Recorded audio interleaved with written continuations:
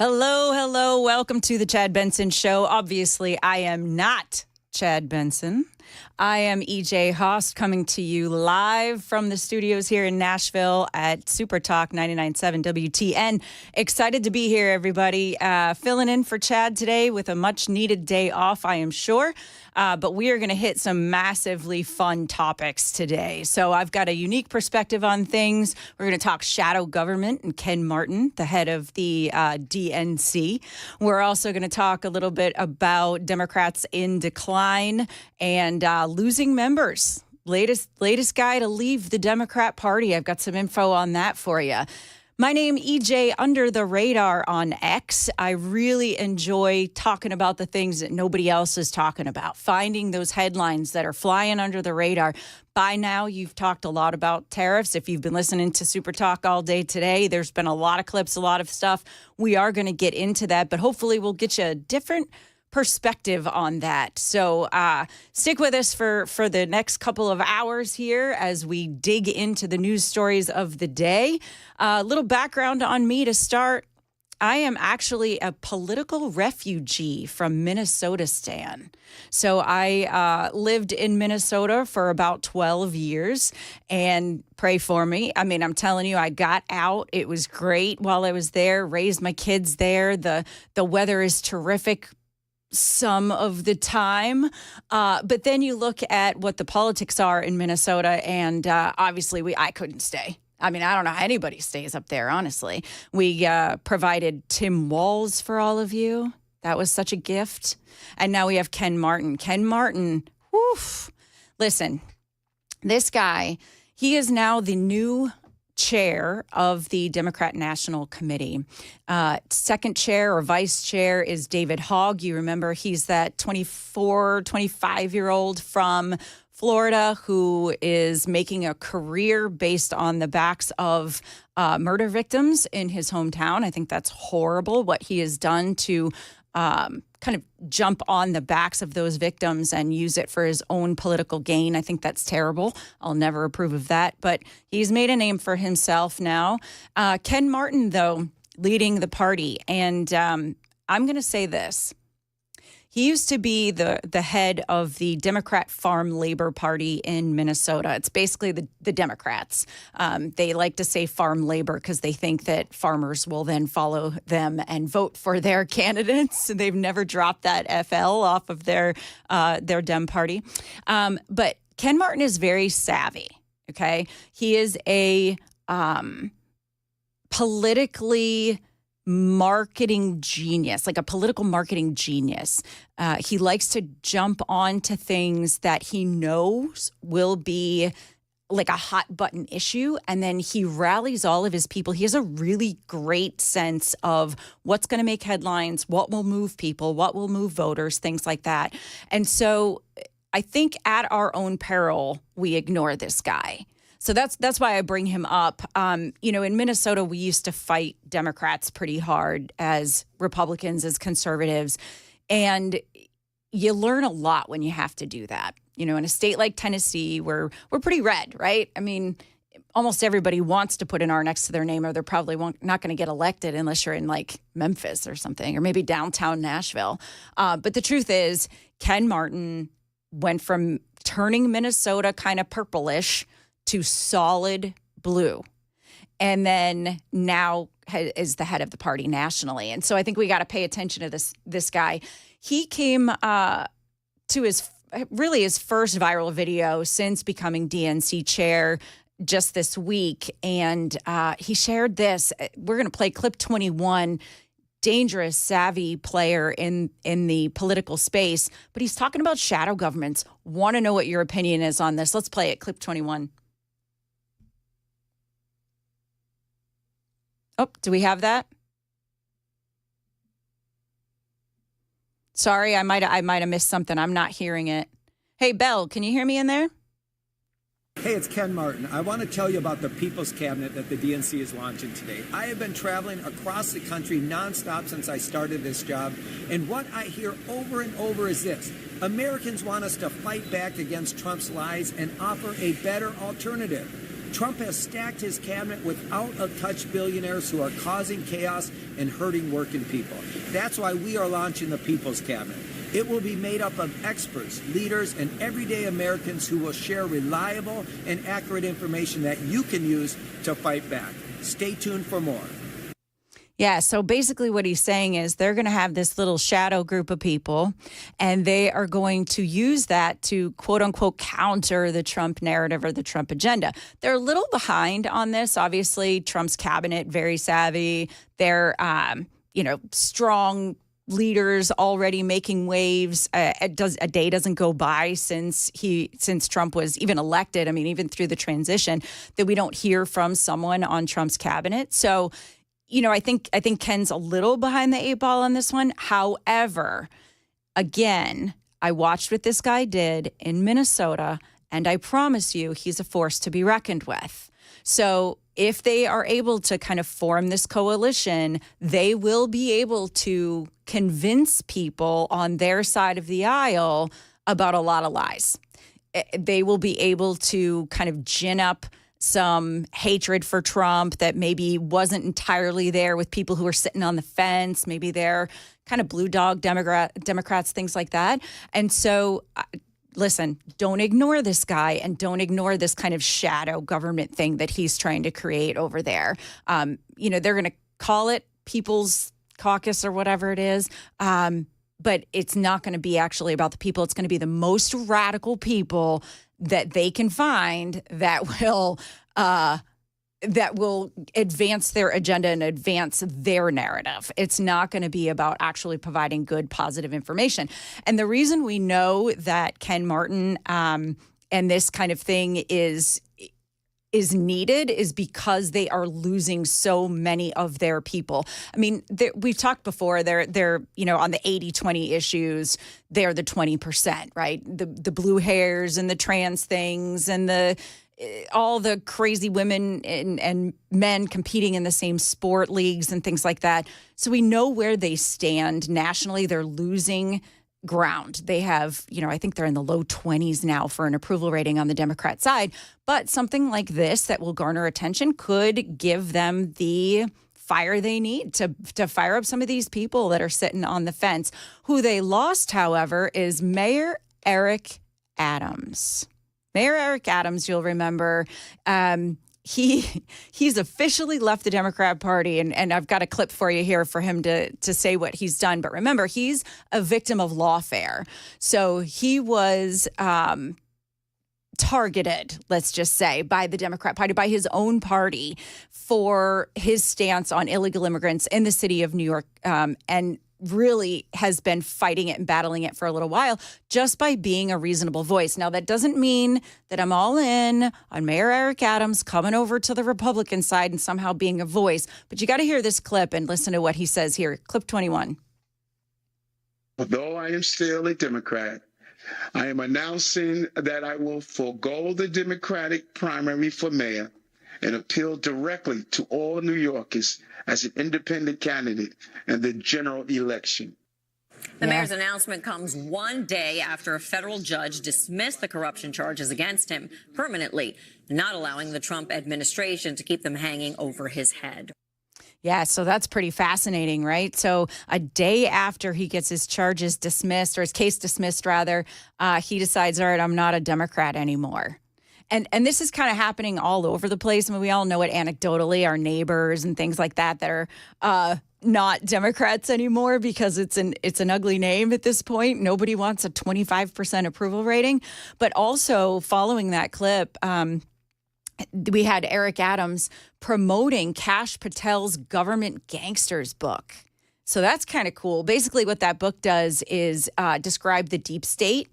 And you can understand why Mayor Adams was targeted if you read that book. I guess that's Adams's stance on that. So pretty fascinating. I mean, you're losing somebody who was just hardcore Democrat until it affected his own city, and then he left. So Ken Martin's got a big job to do with these Democrats. He's got, people like Jasmine Crockett and the rest that are all spouting off at the mouth. And then he's got somebody like Mayor Eric Adams leaving his party. That's no small thing. Again, not that Eric Adams is going to become a Republican overnight, but he's definitely seeing the writing on the wall. And in a city like New York, which is just so hardcore Democrat, it's so left. It's really radical left at this point. We sometimes in Nashville, I think we forget that other places are not quite as grounded as we are. Like we get frustrated with our Republicans here. We get frustrated with the Democrats here. But it is nothing like trying to battle New York. And I know that from experience being in Minnesota, like battling the Democrats there is unbelievable. I mean, they're just so radical. So, great on Eric Adams for recognizing this and leaving. I mean, that's amazing. And good on us for kind of welcoming him in to the common sense side of things. I don't think he's going to turn into a Republican, but I definitely can appreciate that he's like, yeah, I was a victim of the deep state, I would love your opinion on this. I kind of forget when I fill in how important this super text line is. I love the feedback. I love chit-chatting with you and finding out what your opinions are. If you want to be a part of the program, call in if you want, or send us a text, 615-737-9986. Love hearing from the folks out there. You can also find me on X. I frequently check throughout the program at EJ Under the Radar. We've got a lot of other things to discuss. I kind of opened with that just so you know where I'm coming from and you understand that I've got experience dealing with those Democrats, the radical lefties, the really deep blue state of Minnesota that I had to escape. And then now I'm in this awesome income tax-free red state of Tennessee. Love it here. Love the people here. Just so much more comfortable to be around people that are just normal with real common sense. And then you look at just the leaders that we have here, the people that are making news here, and everybody wants to be here. We've got Robbie Starbuck. We've got lots of news organizations here. Tommy Lahren, Riley Gaines is here. I mean, we've just got the best people in Tennessee that are really doing a great job of getting out those conservative common sense narratives. So I think it's wonderful to be in Tennessee. I've been welcomed with open arms. I've been here for several years now, but I love sharing that story of Minnesota and how dangerous the people from Minnesota can be. So anyway, if you've got something to say about it, I definitely want to hear it. Super text line 615-737-9986. You are listening to the Chad Benson Show here on Super Talk 99.7 WTN.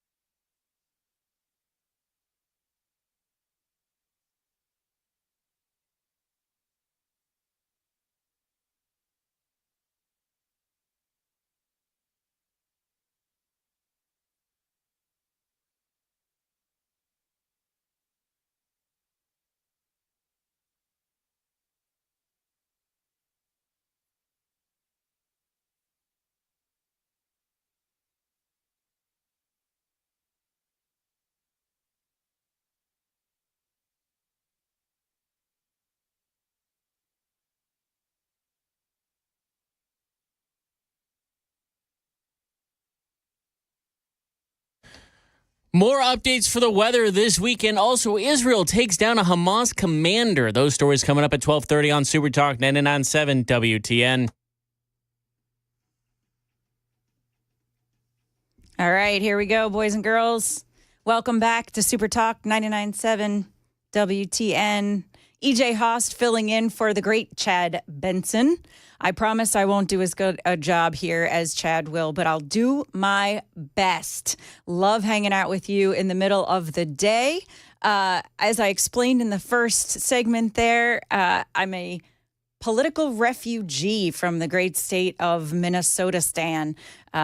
Escaped there thanks to some COVID lockdown political craziness that happened, and could not be more grateful to be in the great state of Tennessee.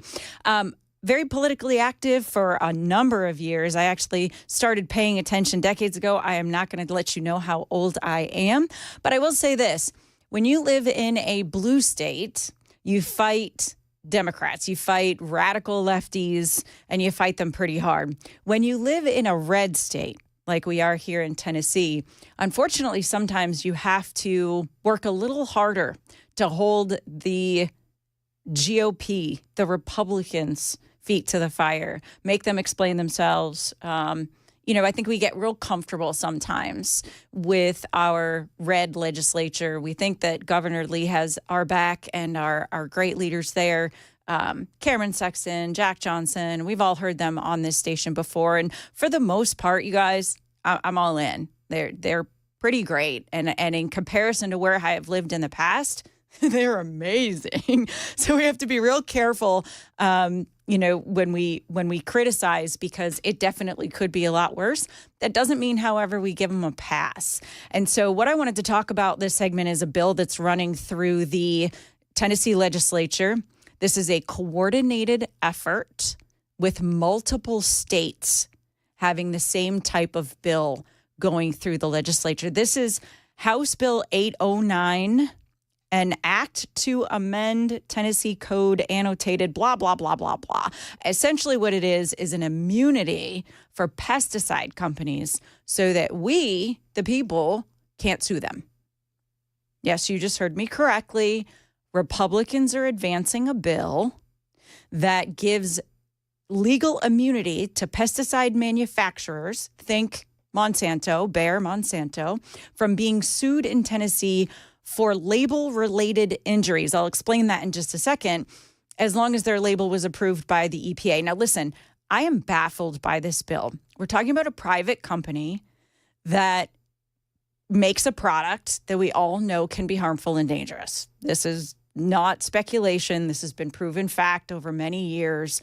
We all know that the products that pesticide companies have made have traditionally been dangerous to our crops. So why shouldn't we then be able to sue, take legal action when those products harm us?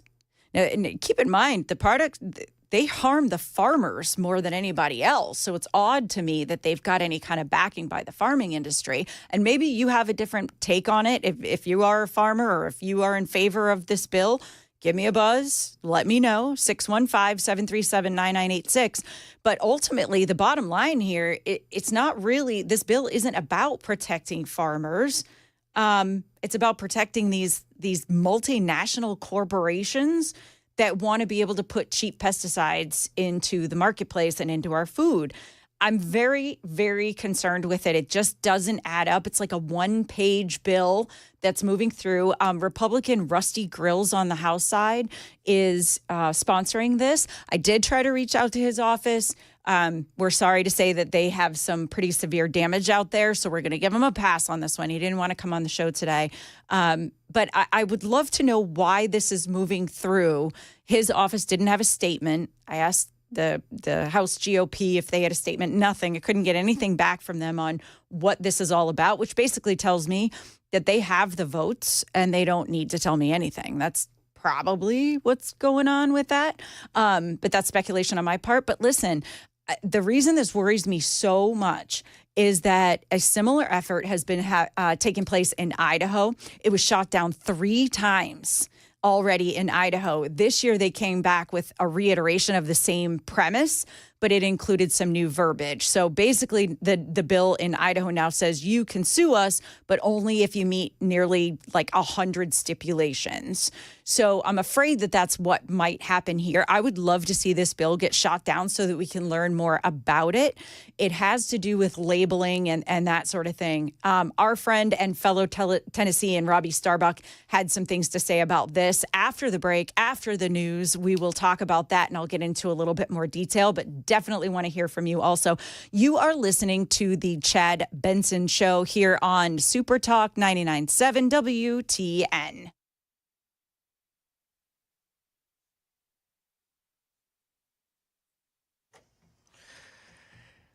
It's 12:30. I'm Jeff Malinoff with your top stories. That full forecast coming your way in 5 minutes.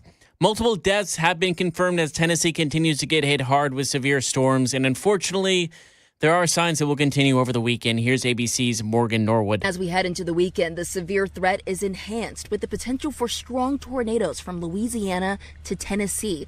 Also, another high risk for flash flooding from Arkansas to Kentucky. Long story short, this storm is far from over. WSMV4 Weather Reports predicts heavy storms to begin midday tomorrow and continue all the way till early Sunday morning. These are just reports. Anything can happen throughout the weekend. Just be safe this weekend. News overseas, Israel's military says it's killed a Hamas commander during an airstrike in southern Lebanon. ABC's news foreign correspondent Marcus Moore has the latest. Hamas confirms that one of its commanders was killed in an Israeli airstrike in Sidon, that's in southern Lebanon. The strike was carried out on an apartment building there. Hassan Farahat, also known as Abu Yasser, was killed along with his daughter and son, according to a Hamas statement. Israel accused Farahat of, quote, orchestrating numerous terror attacks against Israeli civilians and IDF troops. Looking back at the stock market, it has continued to drop, unfortunately. Dow right now is down nearly 1,800. S&P is down nearly 300. And NASDAQ is down 850. All are below, dropping over 4.5%. And it looks like it's going to continue to go down. That's the latest news. Weather is next. I'm Jeff Malinoff, WTN News.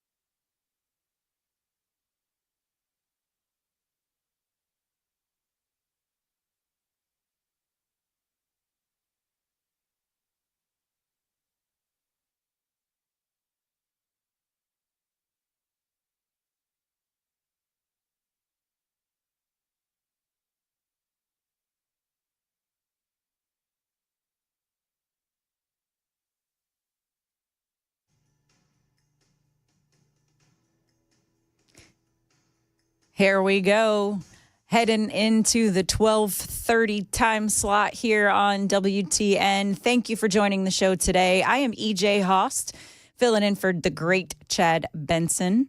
EJ Haust, so where did EJ come from? My dad used to call me EJ. My name is Erin, middle name Jay, and my dad used to call me EJ. Who the heck knows why, but it kind of stuck. And when I was in Minnesota and I was kind of dabbling into some politics there and being way before there was X, back when it was Twitter, right?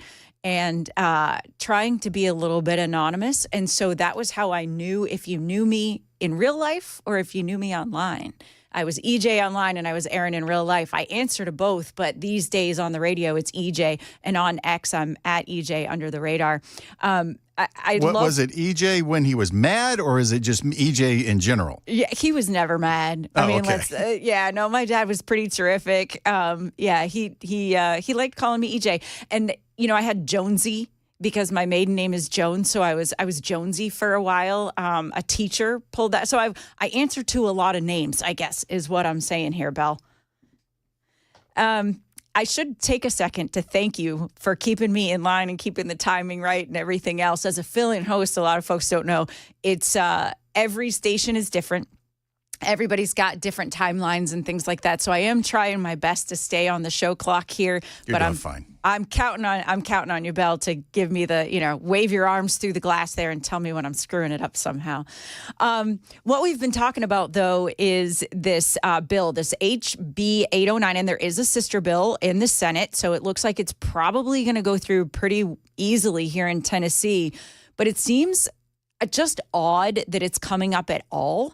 Tried to find some information on where it was coming from. So this bill is to give immunity, essentially, from private citizens being able to sue pesticide companies like Bayer Monsanto. So Bayer, like Bayer Aspirin, that company, pharmaceutical company, purchased or did some sort of a deal with Monsanto. Monsanto, the pesticide company, GMOs, things like that. Everybody knows about Monsanto because they've been sued. Let's face it, the reason we know about these companies is because they've done some pretty bad stuff in the past. And so anyway, this is moving through the Tennessee legislature at this point, and it's basically saying that if they have a label on their product that was approved by the EPA, so this is where it gets kind of nuanced a little bit. But if it was approved by the EPA to put this label on their product, then you cannot sue them if that product harms you. And by you, I mean like me and farmers and everybody listening to this show. You will not be able to. They essentially have immunity from being sued. So it's really strange. I'm not really sure where it came from. I've been trying to dig into that. If you know, tell me. On the super text line, do we have any sleuths out there? Do you do the deep dives on X? Do you use Grok? I use Grok all the time. Do a deep search there and find it for me. 615-737-9986. Who are the lobbyists that are pushing this? Who are the people who are in the ear of our senators, our Republican Rusty Grills, congressman from out there in Dyer Lake and one other county out that way? And we're very sorry. Listen, I'm not trying to hammer on the guy. They're obviously going through a lot because of the weather. And so I understand him not wanting to be on the show today. But this, I think, deserves some answers, right? So I do have to say this, though. So it comes up a lot. Take responsibility for yourself, right? I want to take responsibility for my own health, for my own problems. We learned this through COVID, that counting on the government to protect you is a bad idea. Yes, I believe in that premise. I think most people would believe in that premise. But this is an interesting comment on the super text line. It says, come on, man. Everybody knows that pesticides and other chemicals are bad for you. So if you use them, that's the risk that you take. People, I'm going to skip some of the colorful language in there and say people should be able to use these chemicals and then turn around. I basically what they're saying, I can't read it all, but you can't complain if you get sick because of these products because you should know they're there. And so if you know that those products cause bad things, then you shouldn't use them. To a degree, I am in favor of that as a general rule. However, in this case, those labels are not on your produce, are they? Throughout the entire grocery store, every box, every bag, every plastic container has some sort of label on it that tells you what the products are inside, the nutrition information, your calories, your carb counts, your ingredients.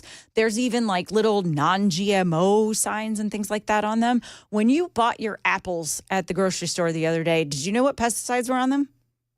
No, I sure didn't. I'd love for everybody in America to be able to buy direct from the farmer and ask the farmer themselves, hey, do you use pesticides on that corn? What kind of pesticides do you use? No. So transparency is key here. We don't have all the information as consumers.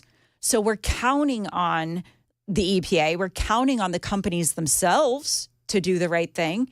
We don't know. And listen, we talk about farmers. There are farmers who are local who grow lots of amazing crops, right?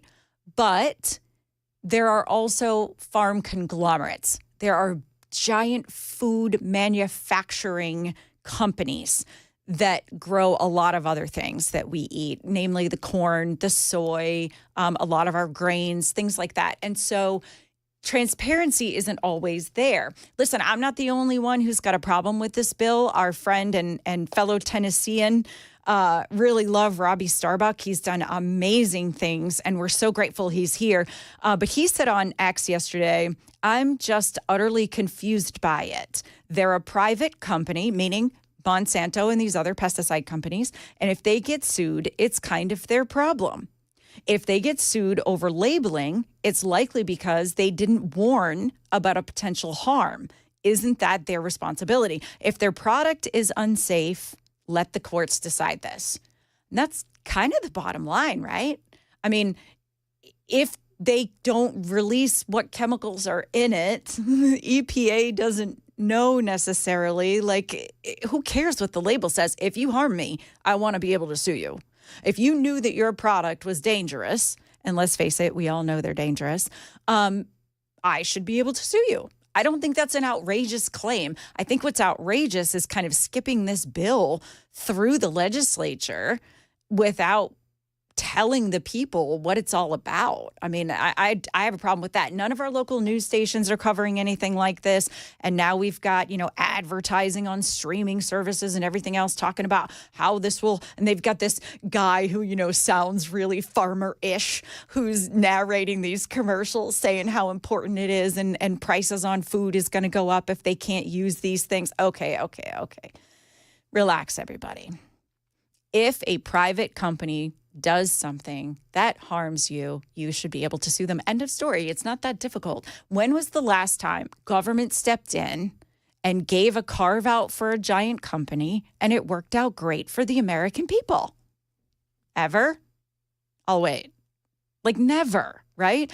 And then the other thing that I consider to be a red flag is when you look at concentrated efforts. So with big bills like this, a lot of times you'll find that or big companies like this, rather, you'll find that the effort is not just in one state. So it's usually like lobbyists from all over. The big companies pay for the lobbyists. The lobbyists go and talk to the local state governments, things like that. And they say, well, we really need this thing in your next election. It's always about the next election. Follow the money, follow the lobbyist donations, and we'll probably find the answers to these things. It's absolutely bananas. But when you see a concentrated effort, so I mentioned before the break, it was Idaho. Idaho has been fighting this thing for a while. Lots of crops in Idaho. I mean, I think we all know about Idaho potatoes, but there's a lot of farmland in Idaho, and it affects more than just certain crops. It's kind of across the board from what I am reading. So not just Idaho, though. How about Georgia and Florida? Right now also have bills making their way through their legislatures. So that's really bizarre. And you've got companies like Bayer and Monsanto that are running the ads. So that lets me know that this is a big operation and they need it somehow. So do they have do they know what's coming? Do they know that they've got products? Why would they need this unless they know that their products could potentially harm people? I don't know. That sounds kind of crazy, right? So unfortunately, Tennessee has now gained the attention of Nicole Shanahan. You'll remember Nicole Shanahan, very big on the MAHA movement. She was closely tied to RFK Jr. during the election and has continued to kind of push this Make America Healthy Again narrative. She's really terrific on the social media spectrum there. And Matt Gaetz, not one of my favorite people, but out of Florida, he's also weighing in and has a lot to say there. What's odd to me is that like the GOP majority is pushing for this. And I kind of thought we were the hands-off smaller government people. It doesn't really sound like the GOP is all in on smaller government stuff. But yeah, I mean, Nicole Shanahan weighing in, she's talking about the state of Tennessee, talking about Florida, talking about Georgia, lots of posts on X with all of the phone numbers. Maybe I'll do that at the next break and post how you can get a hold of the legislators here in the state of Tennessee who are pushing for this thing. Call them up and just ask them why. Like, what is the point of this, right? Why is this one-page bill necessary right now at this time? MAHA Action, which is like a private organization, they are pushing this healthy agenda and all of that kind of thing. We have clip 22, Belle. It's basically just a short video that explains their take on this, and I found it really fascinating. Let's listen.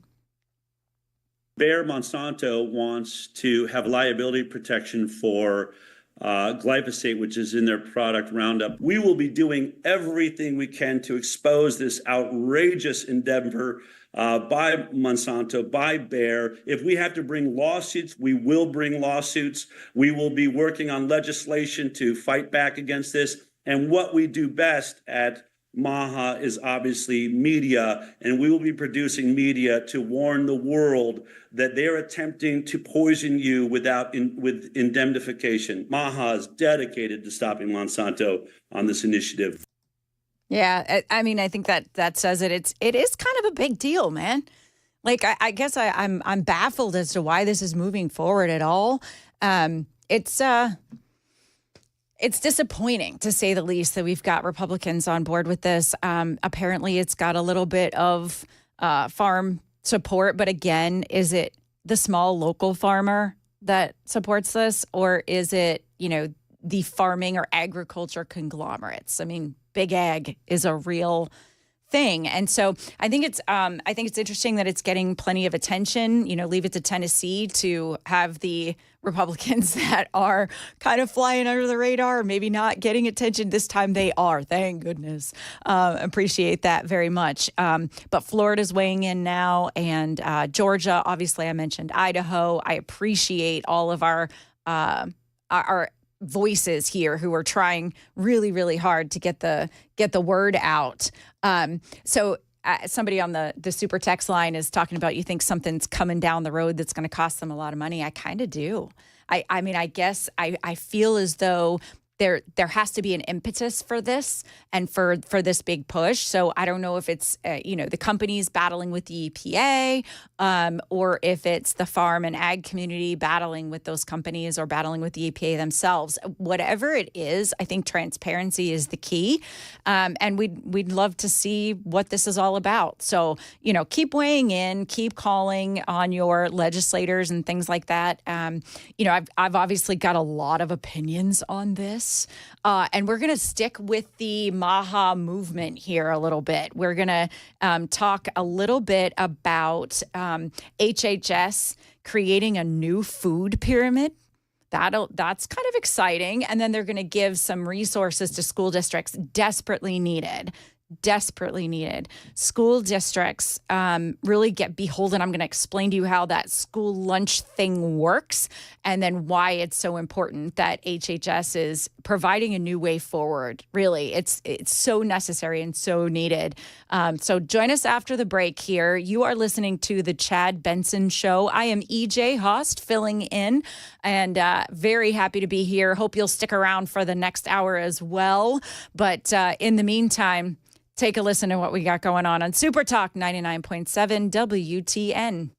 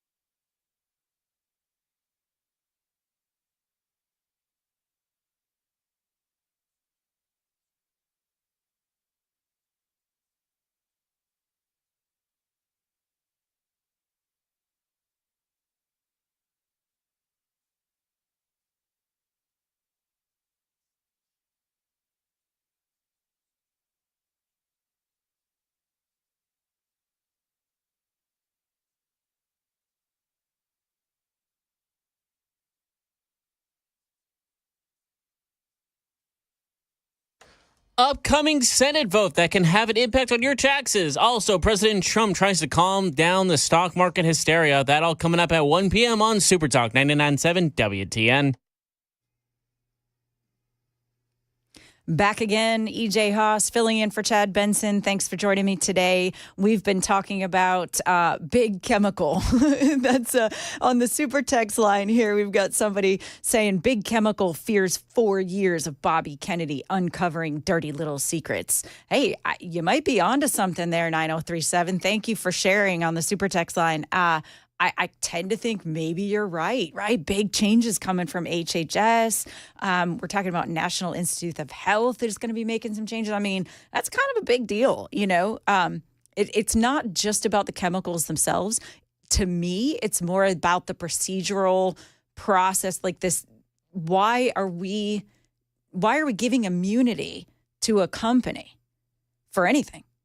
Like let it play out. I mean, the free market basically says if you're providing a good product, people will buy it. End of story. If you're providing something that is harmful and you know it's harmful, well, then you should be sued. We should be there should be consequences for that. I don't think that's outrageous. But I do think maybe RFK Jr. is part of this equation when they're figuring out what's going to cost them money down the road. So very, very interesting. Along these same lines, I wanted to play this before the end of the hour because we're going to move into a new topic after 1 p.m. But HHS is going to create a new food pyramid and give some resources to school districts. I think that's amazing for better school lunches. We've got clip 2 here talking about that. Nutrition, because the government telling us to eat 12 to 15 servings of bread a day was crazy. And so how willing would you be to look at a new food pyramid and instituting one? We're doing that right now. When we came in, the Biden administration had created new nutrition guidelines, but they were unworkable, and they were supposed to go into effect on January 20th. I asked President Trump to give us permission to kick the ball down to March. And the document that we got from the Biden administration was 453 pages long. Oh, it's completely useless to a mother or to a school. And what I said is we want a 3-page document that essentially says you should be eating whole foods. Yeah, right? Right. And then give the schools the option of getting those whole foods locally, so that you're not dictating exactly what the diet is, but you're dictating broad categories and saying these are the kind of things. We don't want a lot of plastic packaging. Right. We want hot foods that are hopefully made on site. We should have nutritionists in every school in this country like they do in Japan and other nations. We'll break it down just in the interest of time, but basically he's making all the points that we were saying certainly during the campaign and what parents have been screaming for years. We know the food pyramid is a bunch of bunk. Michelle Obama came in, tried to switch up the food, the school lunch program and things like that. Listen, the way the school lunch program works, and it's a decades-old thing, the school districts are kind of told what to buy. If they want certain federal money, they have to buy certain things. And so it was never about feeding kids who are hungry or offering, low price and free milk to protect the kids or to have anything to do with the kids. It was everything to do with Big Pharma or Big Farm, excuse me. And so I think it's important to recognize that this is a gift to the farmers, that school lunch thing. And Robert F. Kennedy Jr. is going to take that back and say, okay, let's get back to our basics. Let's offer children good food at a good price. Let's get a food pyramid. It doesn't have to be a pyramid, by the way. It can be any shape we want it to be. And I love that we're actually talking about these things now. Absolutely amazing. Join us after the news, after the break. We are going to be talking about tariffs and all kinds of other things. Thank you for listening to the Chad Benson Show. I am EJ Haust.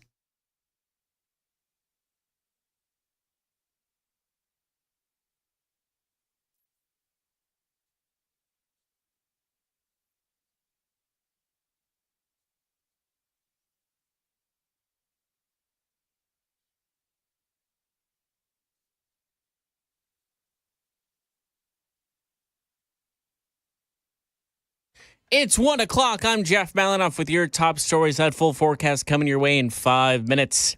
The Senate set to vote on a series of amendments to the GOP budget resolution. Here's Jay O'Brien. The Senate's blueprint raises the debt ceiling like the House does. It has tens of billions of dollars in it for border security measures as well. It makes the Trump 2017 era tax cuts permanent. The House's version merely just extends the tax cuts. The Senate's version would lock those in. Expect that to be a point of a little bit of contention.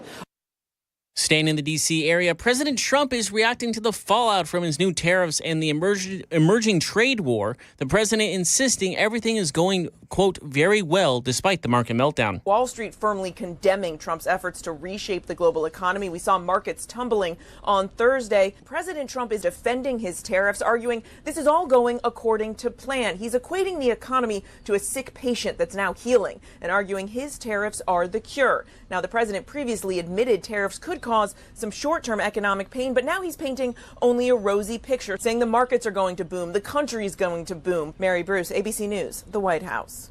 Staying in the D.C. area, President Trump fired National Security Agency Director General Timothy Hawk, along with his deputy director, in what is being called the biggest shakeup since Trump returned to the White House. And the Democrats, they are not happy. Here's ABC's Nicole D'Antonio to report. General Timothy Hawk has also been removed as head of U.S. cybersecurity at the Pentagon. Top Democrats already demanding answers. Congressman Jim Himes saying that Hawk's firing makes us less safe. And Senator Mark Warner saying, quote, General Hawk has served our country in uniform with honor and distinction for more than 30 years. At a time when the U.S. is facing unprecedented cyber threats, how does firing him make Americans any safer? Looking at the stock market again, I know we've been over this many times, but we have to keep you informed because of the drops. But it has actually gone better, surprisingly. We were at almost 1,800 down on the Dow before. Now it's down only 1,471, so only down 3.5%. S&P 500 and NASDAQ have stayed where they have been, minus 224 and minus 668, respectively, both about 4% down. So it was up it was down pretty bad before. Now it's gone just a wee bit back up. So maybe some light at the end of the tunnel there. That's the latest news. Weather is next. I'm Jeff Malinoff, WTN News.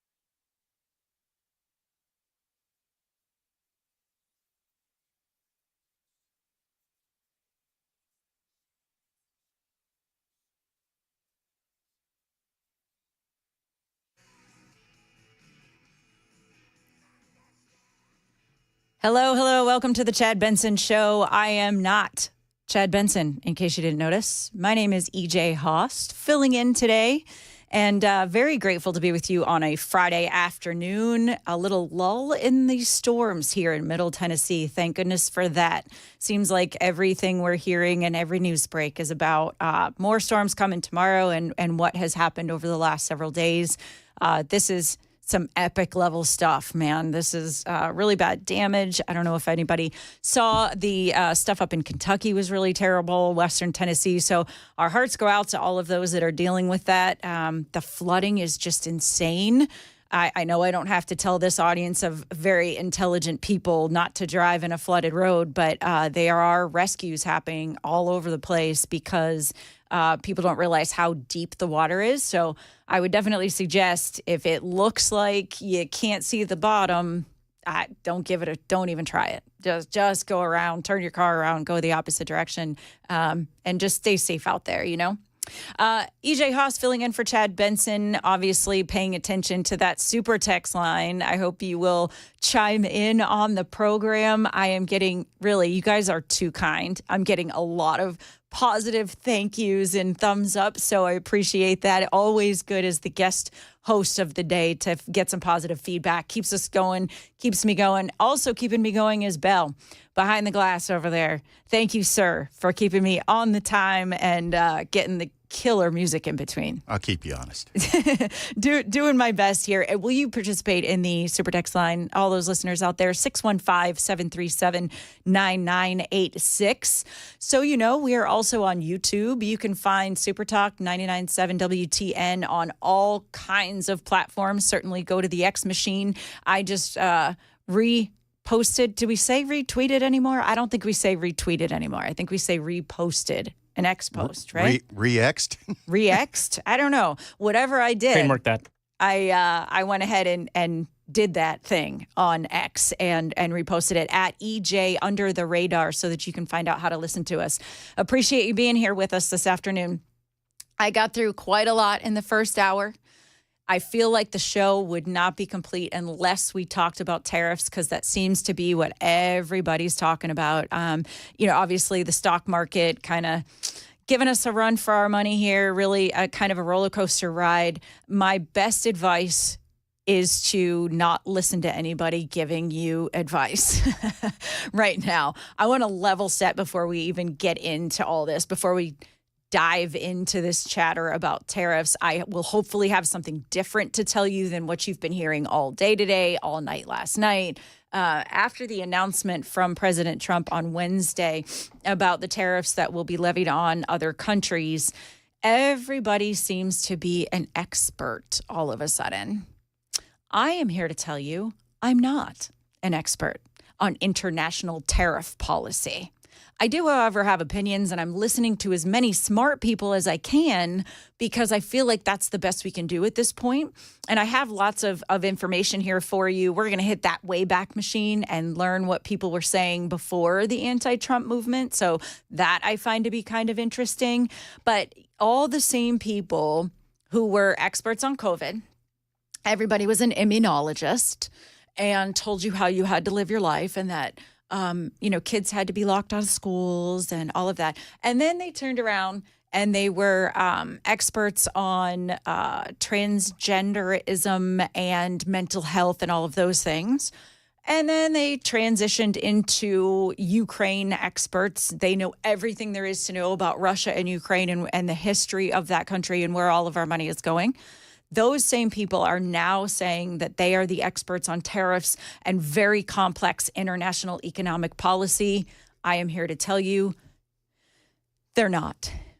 Neither is your neighbor. Neither is every politician who is pontificating and posting on social media and creating really heartfelt and angry emails or social posts about what's happening with the tariffs and what's going to happen and, what we need to expect and that Donald Trump is ruining the country and all the things. Even if the people pretending to govern in Washington, D.C.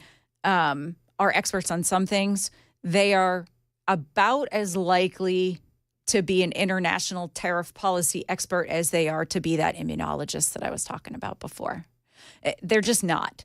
And so when you hear everybody freaking out, right? Everybody's an expert on the stock market. Well, it was down 6%, 8%, 3%, 5%, whatever it is, right? Ask them from what? It's down from where exactly? Oh, the record highs that we had in February? How were you also this passionate and excited about it when it was going through the roof?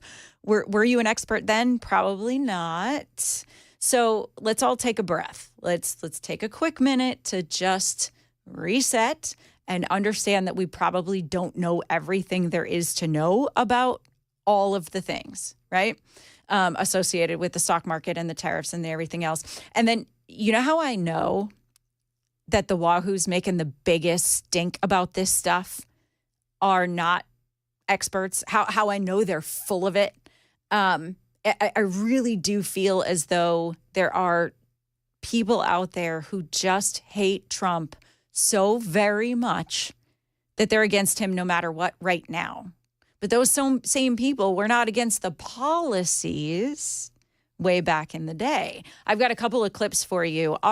One of our favorites, of course, is this genius economist, our favorite communist, Bernie Sanders. We have clip 4 coming up.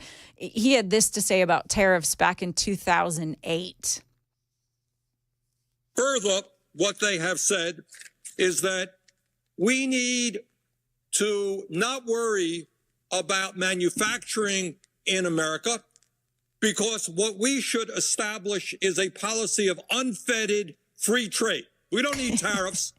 What we need is to allow corporate America the freedom to throw American workers out on the street, people who are making 15, 20, 25 bucks an hour, health care, pensions. Oh, blah, blah, blah, blah, blah. He's accusing the Republicans at the time of doing all these things, right? He's basically making Donald Trump's case for him.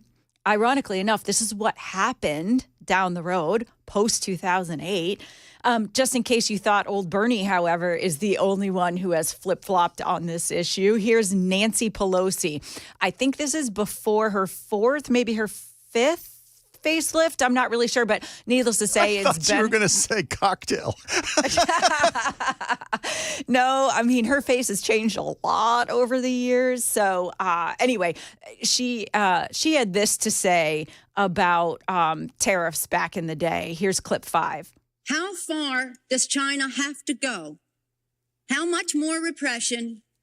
How big a trade deficit and loss of jobs for the American worker? And how much more dangerous proliferation has to exist before members of this House of Representatives will say, I will not endorse the status quo? How about that? Not endorse the status quo. These people are so full of it. Listen, the raw truth about all of this, these radicals don't actually stand for anything. They're like, if you can see me on the camera, I'm licking my finger and putting it up to the wind. Which way is the political wind blowing? Which way is going to affect their own portfolios and their own money? How about that? I bet you Nancy Pelosi, I'm sure, in case you haven't heard, many people know that she beats the market every year, that her own stock portfolio and her investments outpace the market every single year. How is that possible? Come on, everybody loses sometimes, and that's why I'm telling you not to freak out right now with the stock market the way it is. Stocks go up, market goes up, market goes down. These things happen, right? She's not alone, however. One of my favorites, Chuck Schumer, that guy over the year. How are these people still in office?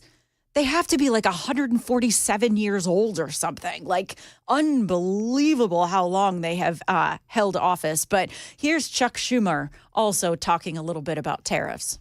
Look, I think the president's doing the right thing. China has been taking advantage of us for two decades. They're stealing our intellectual property, which means stealing our good-paying jobs. And I, frankly, am closer on this issue, not on many, but on this issue with President Trump than I was with Presidents Bush or Obama, because they did nothing to tell China off. Now, China, of course, will respond. But if they know we're strong and we're not going to back off, they will back off. They have far more to lose than we do. They have a $300 billion trade surplus with us. Wow. That's Chuck Schumer, y'all. And that was back when his hair was still brown. So it's a little different. But how about he's basically saying he's on board with Trump? So this is how you know these people are full of it. They don't actually believe in a lot of these things. They are addicted to their cultish party politics. They will do whatever the party says that they should do. But this is pretty outrageous. Now, something to consider. And I think people are forgetting this. You know, we're seeing a lot of headlines and everybody's kind of talking about the tariffs are so dangerous and everything's going to cost more and everything else. Can we just also remember that Trump is a master negotiator? I don't think he or anybody else in his cabinet who are participating in these discussions and setting the precedent and putting these announcements together, the PR folks, everything, they're not anticipating that all of these tariffs are actually going to be imposed down the road. It makes more sense that these are, it's almost like a threat, but it's also a promise that if you don't play ball with the United States and stop taking advantage of us, because let's remember, China's not the only one, but plenty of these countries have been imposing tariffs on us at much higher rates and damaging our own economies for decades. You just heard Chuck Schumer say it. So reciprocity is important. How about just fairness? Fairness is a word we haven't heard anybody use. But can we not just demand fair trade practices? I think we're going to see that coming down the road. So already Vietnam has said, all right, we're going to play ball. We're going to impose zero tariffs. We're going to have actual free trade. Can we get Canada to say the same thing? All the NAFTA folks, can we get you to say, yes, we're going to be fair and just reciprocal. If we're going to have a tariff one way, we'll have a tariff the other way, which ultimately should mean no tariffs, right? Why bother? So I think, by the end of 2025, we've got some really smart economists, people way smarter than me, way smarter than you, smarter than your neighbor, smarter than Chuck Schumer, who are saying that it is very possible that these negotiation tactics will work in our favor in the long run. And so my advice basically is to just relax a little bit. Like, hey, maybe we don't need to freak out over this. My fear is that we've got some very squishy Republicans, some very skittish players in the stock market who, they're going to take this as an opportunity to really do some big things that could be damaging. So let's keep an eye on that. But in the end, I don't think, do you think I'm wrong? I don't think that these tariffs are going to stand the way they are written right now, the way they were announced on Wednesday by the administration. I don't think they're going to stay that way. That just doesn't make any sense. The same people, like I said, the same people who've been wrong about everything for many years now. The people who told you cap and trade and taxing cow farts was going to save the country, save the planet, right? The people who believed the hockey stick graph and John Kerry and told us that the ocean was going to swallow up Manhattan, right, are now telling us that the sky is falling because Trump is putting American jobs and manufacturing on everybody's radar because Trump wants free trade, truly free trade. Sorry, not sorry. I just don't believe you. I don't believe the naysayers right now. I can't force myself to get completely worked up about this and panic. I might go out and put a little more money in the stock market, though, because everything's a little bit cheap. And I got a long-term plan for my portfolio. Not that I'm any kind of an expert there, but, seems like it's an opportunity here. Just follow Nancy Pelosi's plan. You'll be fine. Yeah, if only she disclosed that, right? That would... There is an X page that does show all of her doings in the stock market. Okay, let's find that and I'll repost it. I will re-X it. All right, listen, we got to run to a break. You are listening to EJ Haust on the Chad Benson Show here on Super Talk 99.7 WTN.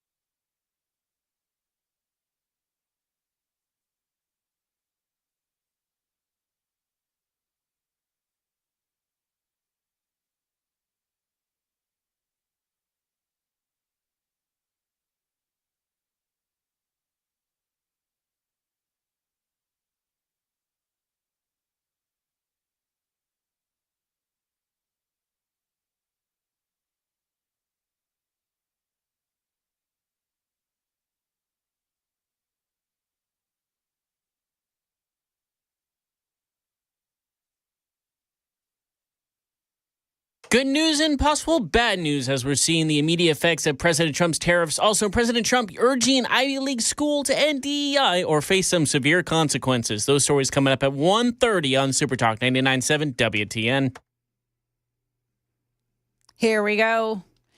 The Chad Benson Show. I am EJ Haust filling in for the afternoon and so excited to be here. Basically, I am your therapist at the moment. I'm seeing quite a lot on the super text line 615-737-9986 saying thank you for having a calm voice about this. Thank you for not freaking out over the stock market and the tariffs and the everything else. You know, I think truly knee-jerk reactions and freaking out before actually letting the dust settle always turns out to be the wrong thing to do. Like literally in every aspect of your life, right? You're in your car, you have the windows open and a bee stings you. Do you freak out and turn the wheel and run off the road? No, ouch, that hurts. I wait a minute, I pull over, I deal with the bee sting. Granted, stock market falling this much, a little bit more of a sting than a bee sting. However, I think what we're forgetting is that Donald Trump is winning at everything right now. When will these journalists learn, right? Like he's owning the media narrative and he has a level of doesn't give a rip that is now being reported everywhere. And I guess there's some journalist who is anonymous at the moment, or maybe it's being posted now. They won't be anonymous for long, but he's at, and I quote, peak doesn't give a expletive. And I have to agree. He's like, this is what I promised I would do. I know the way forward. He's had the same stance on this for so long, for decades, while everybody else whose clips I played in the last segment has been flip-flopping and caring more about political wins and their own portfolios and blah, blah, blah, blah, blah. Donald Trump's been very consistent. And I'm going to trust that guy over all the chaos and the knee-jerk reactions right now and just let the dust settle, you know? I did think that Commerce Secretary Howard Lutnick, he's throwing himself to the wolves right now. He's been making the rounds on several of the news shows since the tariff announcement on Wednesday. And it's good. He's a good mouthpiece for the Trump administration. He was on CNN. Listen, always a hostile environment, right? Always. But if you're a pro-America guest, they're going to try to get you somehow, like with a gotcha thing or whatever. But Howard Lutnick, Commerce Secretary, we have clip 9. He had a lesson today for the folks at CNN. So the European Union and China, they have already vowed to retaliate. At what point would the administration consider pulling back on tariffs, especially on those 10% across the board tariffs? Where is the room for negotiation? I don't think there's any chance that President Trump's going to back off his tariffs. This is the reordering of global trade, right? That's what's going to happen. But the world should stop exploiting the United States of America. Let our farmers sell their products. Let our ranchers sell their products. They won't take lobster in Europe or the UK. I mean, why won't they take American lobster? Now. They do. They didn't for a while, but now they do. But they don't, because okay. Downing Street said they're going to start with, they changed their trade policy, they're going to start having lobster dinners in Downing Street. All right, so that's what they told me. So the point is, let's let American workers succeed and prosper. Let's build factories in America. Let's let us export to the world. Okay. You can't really fight with the United States. We are the customer of the world. And he's not wrong. We are. We only have like 4% of the world's population, but we purchase, I think, like 25% consumer goods, something along those lines. So, yeah, I mean, without the United States, a lot of these countries don't have any buyers. They have to play ball, you guys, like they do. And so I think Trump knows this. Obviously, Lutnick knows this. And, everybody's kind of freaking out over something very small. Before we go to the next break, I have to play this next clip for you. This is Senator John Kennedy out of Louisiana. He is just hilarious and perfect for comic relief while the rest of the media landscape is just playing Chicken Little, the sky is falling, all the things. You got to listen to John Kennedy on whiskey. We're in uncharted waters. Tariffs are more art, in my opinion, than science. Tariffs are like whiskey. A little whiskey under the right circumstances can be refreshing. Too much whiskey under the wrong circumstances, and you end up drunk as a goat. We just don't know right now, but we'll know within the next 6 months. If it works, let's take a dozen. If it doesn't work, the president's going to have to recalibrate. Yeah, I mean, I disagree with Kennedy on that last point because I do think it's going to work. Mark my words and, give me hell later if that's not the case. But pretty amazing that Kennedy can make a joke out of almost everything. But he makes a good point, too, that, we don't know everything right now. That's what I've been saying for the last half hour, man. I do have something else to tell you, too, when we come back from the break, because I don't think tariffs are the only story. And this is where we get that news that's kind of flying under the radar and not a whole lot of people are talking about. So join me on the other side of this. This is EJ Haust filling in for Chad Benson.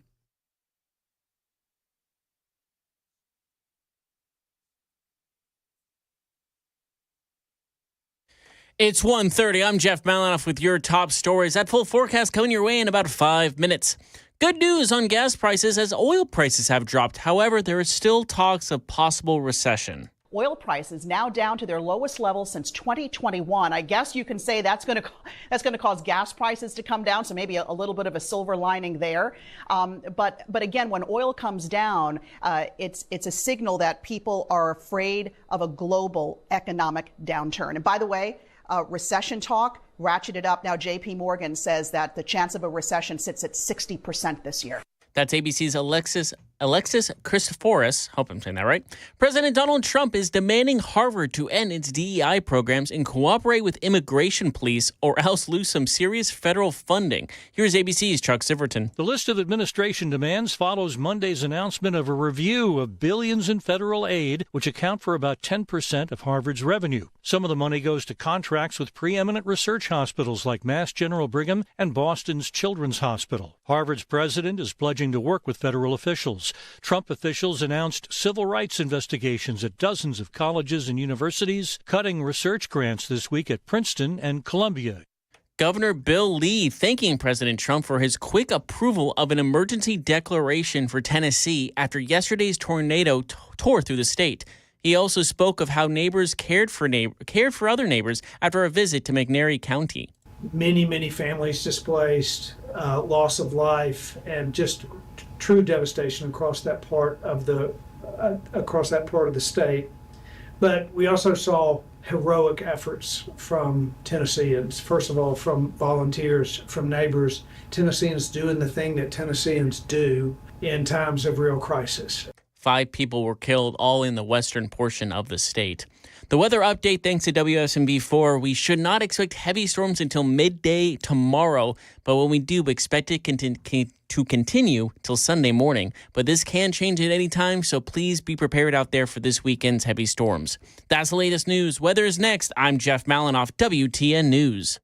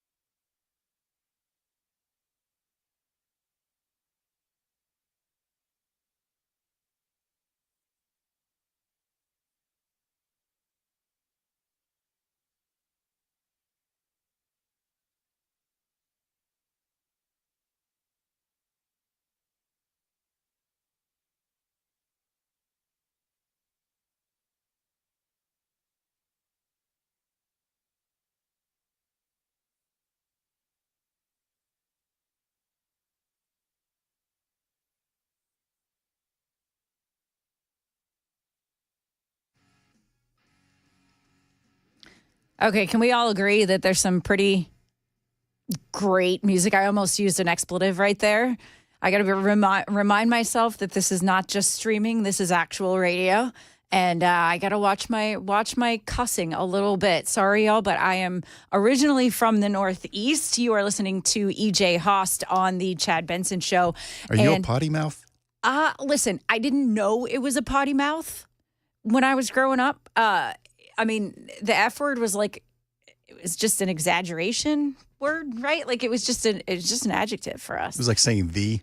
Continues the sentence. Yeah. It's like using very, like we just said it. So there's a little bit of that. But then, I've kind of lived all over, and this is the longest stint I've spent in the South. So interesting story. So I grew up in the Northeast, lived in Florida for a while. That's not really the South. I get that. I mean, it felt like the South when I moved from Massachusetts. But then we kind of moved all over, always for a job, that sort of thing. It wasn't the military, but it may as well have been. And then lived in Alabama. I was just outside of Birmingham for a while. Love the people there. Really terrific experience living in Alabama. Then moved to Minnesota and stayed there for a while.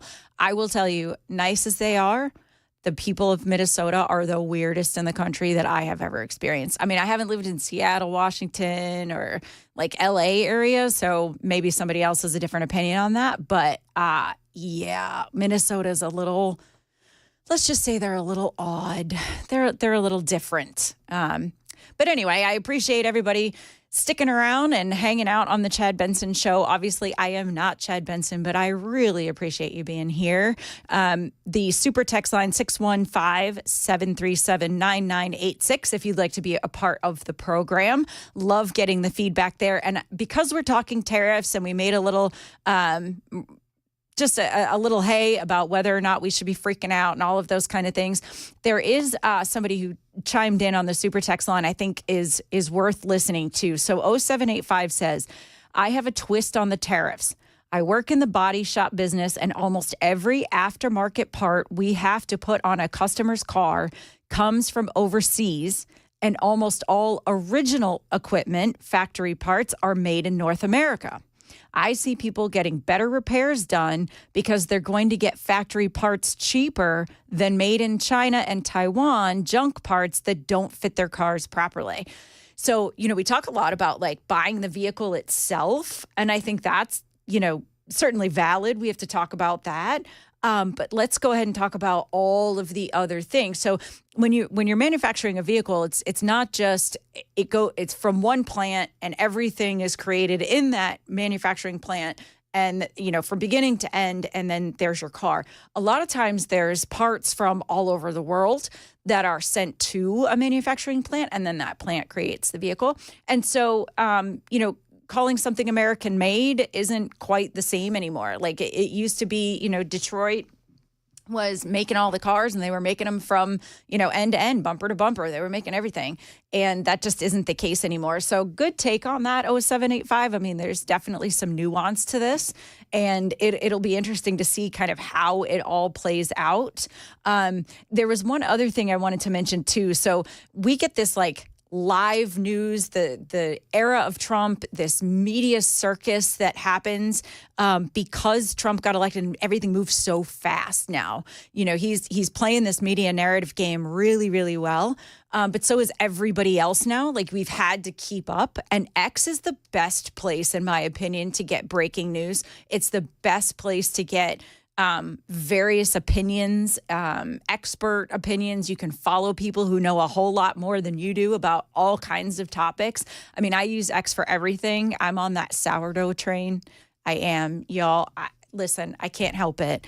Sourdough is delicious, and now that I've learned how to make it, it's only 3 ingredients. I'm addicted. I'm absolutely part of the cult now of the people who make sourdough on a regular basis. I digress.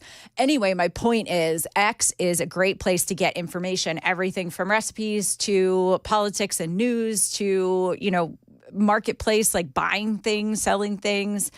Crypto information is on there. I mean, literally anything you want to know, you're going to find it on X, or you can ask Grok and get it. So not that I should probably get paid by X, but I don't. But you can follow me there at EJ Under the Radar.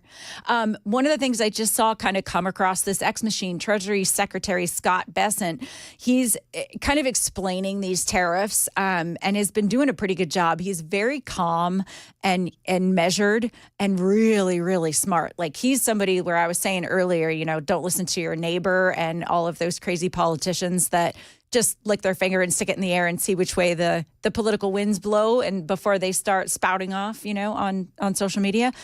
Scott Benson is very measured. He doesn't say anything he doesn't believe, and he's just calm. Like you can really listen to this guy. Anyway, he said this, and I quote, "A lot of our trading partners, including some of our allies, have not been good partners. If tariffs are so bad, why do they have them? Or if the American consumer is going to pay all the tariffs, then why do they care about tariffs?" I mean, how about that for just injecting some common sense and like just a decent question to ask, right? Again, everybody settle down, relax, eliminate the knee-jerk reactions, and just get all the information first before we start freaking out, right? I think, our friend on the super text line talking about body shop business and things like that. We haven't seen all of the fallout yet. We haven't seen all of the good things that will happen yet. It's just going to take some time. We're in this immediate culture where we want our news right now. We want our experiences to give us gratification right now. Everything is the click culture, and how do I get that dopamine hit of everything happening right this very second. And I think it's smart to just kind of listen and see what's going on with all this before we really freak out. And I'm not here to tell you that everything's going to be coming up rainbows and unicorns for a while. I mean, it might take 6 months to a year for the stock market to fully, bounce back. But who's not complaining about the stock market? Those people who can't even afford to be in it. Like we're sitting here worried about the 1% millionaire and billionaires that are like, oh, I'm losing $200,000 in the market. If you have enough money that you lost $200,000 in the market yesterday, then you probably have a long-term plan, or you should, right? So the people like, in their 20s or their early 30s, maybe they're trying to buy their first house. They're not so concerned with their retirement accounts that they don't even really understand yet. They're more concerned with, hey, am I going to be able to get that mortgage or not?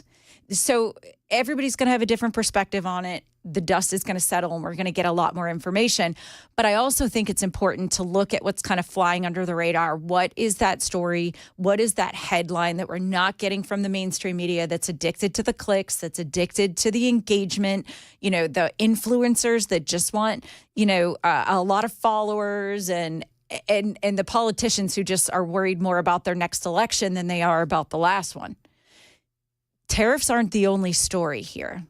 So what's flying under the radar, this really smart guy I follow on X, Charlie Shrem, he is an economist, and this is why I follow people who are more versed in these things than I am. And he said tariffs are not the story. Since Trump took office in January 2025, the 10-year yield has dropped from 4.79% to 4.1%. 4.17%. Look how much it's dropped today. That 0.62% drop, right? So it's a little more than 0.5% drop, may not sound like much until you realize the U.S. has a $36.5 trillion debt. Let that sink in for a quick second. I understand. This is weeds, right? We're getting a little bit into the weeds. But what is happening right now is refinancing on a historical scale. We are like resetting the entire world economy. That's really big.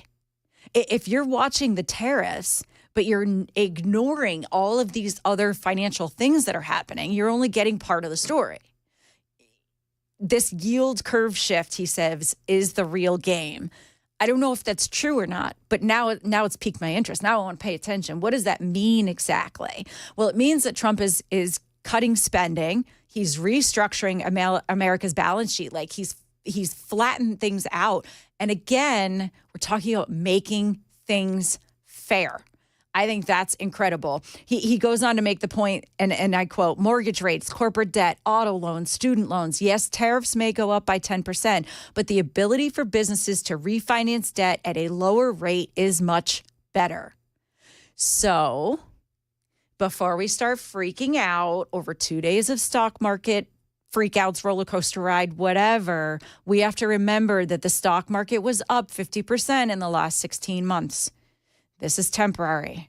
It'll be okay. We will figure some of these things out, everybody. I promise. I mean, and there's other things that we can do, that the Trump administration can do, like tax cuts. I'm talking to you, Republicans. Get off your butts and do something about that. Pass these tax cuts the way Trump told you he wanted to. More importantly, how the people who elected you told you they wanted you to do.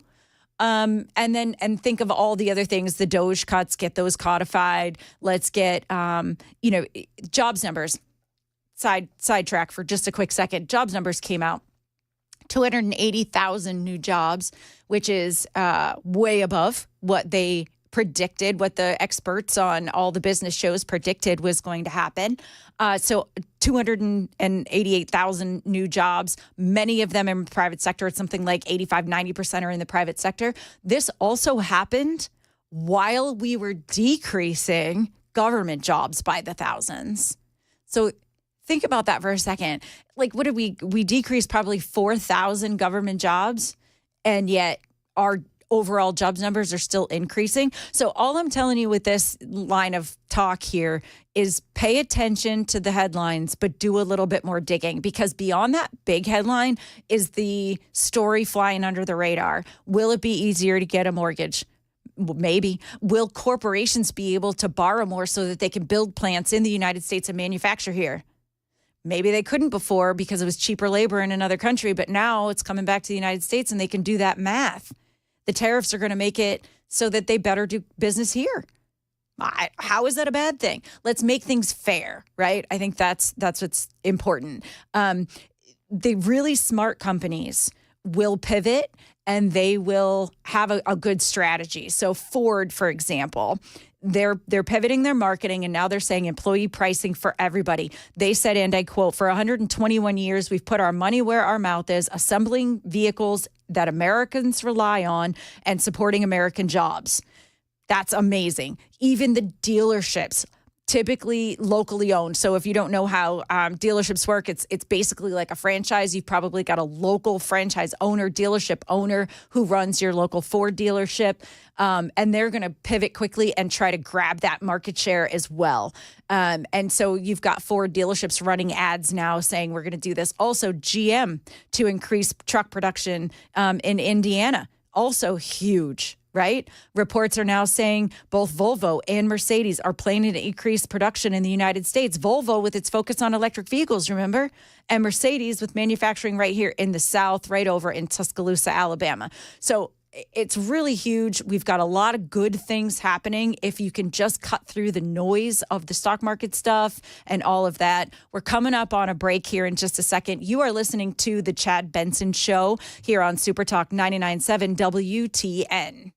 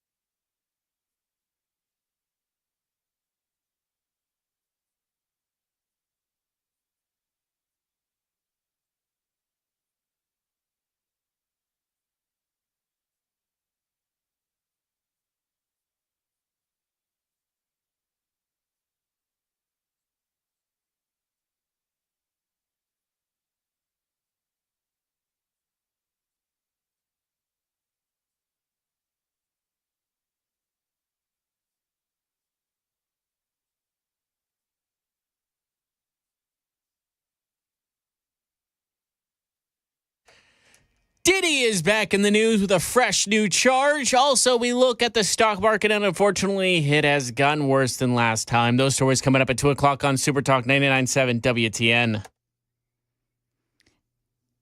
Debbie Downers, beware. This is not the show for you. This is EJ Haust filling in for Chad Benson today on Super Talk. Thanks for joining us here. We have been talking tariffs, of course, like everybody else, but I'm here to offer a little relief to say don't panic. Yes, the stock market is down right now, but the stock market does not speak for the entire economy or all the people or all the industries or all the everything. Relax. Stock markets go up, they go down. And keep in mind, too, that we had record highs, like incredible highs. So if you invested money 2 years ago into the stock market, you saw a lot of growth there. And are you seeing a little dip from the top of the growth? Yes. Or have you lost a ton of money that you put in? Like, are you behind? I mean, that's up to you, like, depending on how much you put in and where you put it. But chances are pretty good you're going to be okay in the end if you just relax, stop the knee-jerk reaction stuff, listen to some experts. You know, that's probably the best way to move forward with all of this. The market was due for a correction anyway. That's a great point. And name one time that the stock market has gone down and then didn't go back up. Right. It happens every time. 1930. It went back up in 29, but then it went back up, y'all. It did. I mean, we really, we got to start looking at big picture stuff. I know I was saying last segment how everything is just, we're in this immediate gratification mode all the time. We just want, the clicks, the engagement, the everything. We want somebody to tell us how great we are, which, by the way, you're awesome. Thank you, Belle. You're awesome, too. By the way, on this super text line are the nicest people. Like, really. That is rare, by the way. They are cynical people. Well, they're nice to me. Yeah. I mean, the names I've been called. My goodness. Oh, I haven't seen anything negative there. Everybody loves you. And Belle, somebody wants a sandwich, just so you know. Shut up, Jason. Yeah. Jason is the worst. I'm telling you. We're getting some really, just really good interaction here. Lots of positive things. So thank you for that. If you'd like to participate in the program, and you don't always have to be nice, sometimes it's fun to see what people say. 615-737-9986 to be a part of that program. Okay, so real quick, I wanted to go over this, because we were talking about car manufacturing and the parts and all of that, where it's overseas. Now it's coming back to America, and it's not an overnight fix, all those things. Car manufacturing is not the only thing we make here in the United States, and it's not the only industry talking about the impacts of tariffs. Clip 23, Belle, is the shrimping industry. Shrimping industry actually has something to say about all this as well.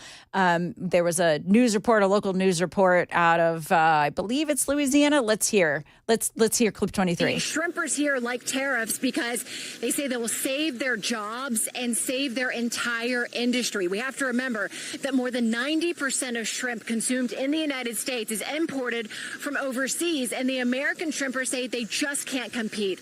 Let's bring in Leanne Bosarge, who is the fifth generation of her family to be involved in the commercial fishing industry. Leanne, what would happen to American shrimping without tariffs? Well, the U.S. domestic shrimp industry has been on a downward trajectory for decades now as a direct result of the unfair trade in the overseas aquaculture industry for growing shrimp overseas. And these tariffs threw us the lifeline that we needed to hopefully live to fight another day in our industry in this country. That's incredible, right? That's a real person with a real job right here in America that is telling you they are happy about the tariffs. How much of that are you seeing on CNN or MSNBC? Probably zero. Jen Psaki on whatever show she's on, I think she's one of those MSNBC people. She's losing her dang mind today. Not losing our minds here, though, on the Chad Benson Show. We're level-headed. We got this thing. You're listening to EJ Haust on Super Talk 99.7 WTN.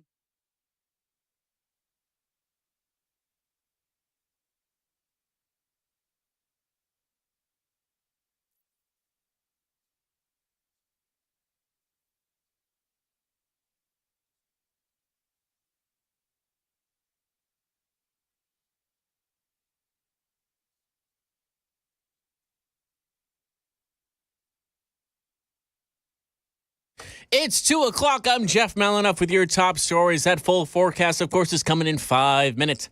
Diddy is back in the news for all the wrong reasons, of course, as New York federal prosecutors file new charges against him. Here's ABC's Aaron Katursky. We haven't heard yet. We've asked Diddy's team for any kind of a response. He has previously pleaded not guilty to sex trafficking, transportation to engage in prostitution charges, along with the big count against him, the racketeering conspiracy that exposes him potentially to the most prison time if he's convicted. His legal team, I would imagine, would say the same thing, that he didn't do any of this. And the next step is for him to go on trial. It's scheduled to begin on May 5th with jury selection and opening statements on May 12th. Yes, he has not caught a break and probably will not catch one in the near future. President Trump's tariffs sent shockwaves through the markets. Stocks have had their biggest one-day loss in 5 years, with more than $3 trillion in value wiped out. It was the worst one-day loss for the S&P 500 and NASDAQ since 2020. This harsh drop in the markets is only fueling fears of a potential recession. J.P. Morgan analysts have now updated their chance of a recession this year to 60%, meaning they think it's more likely than not. And we are starting to see other nations respond to these tariffs. China has now announced in retaliation they'll be imposing an additional 34% tariff on all products that they import from the U.S. Moving on to news in California, a $4 billion tentative settlement has been reached with Los Angeles County over more than 6,800 sexual abuse claims dating back to 1959. ABC's Chuck Siverton with the story. The majority of the sex abuse claims date from the 1980s to the 2000s and are alleged to have happened at probation department facilities and at the McLaren Children's Center, which was shut down in 2003. One alleged victim, Akilah Jefferson, telling ABC's Lindsay Davis a year ago. You say, no, I don't want to do this, you do it. So you felt you could never say no? No, I couldn't say no. 2 cases have been referred to the district attorney for possible prosecution. A statement from the county says it's the costliest financial settlement in its history. I'm sorry, EJ, I got to be the Debbie Downer here. Looking at the stock market, everyone hold your breath. Minus 2,000 for the Dow, S&P 500 down 300, and NASDAQ down 936, all down over 5% right now. Hopefully that will change in the future. That's the latest news. Weather is next. I'm Jeff Malinoff, WTN News.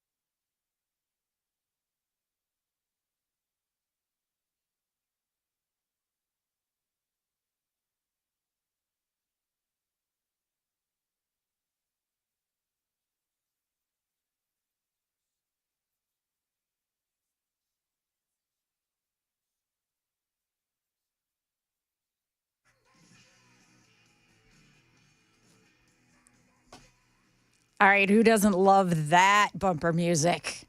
This is the Chad Benson Show, but I am not Chad Benson, in case you didn't notice.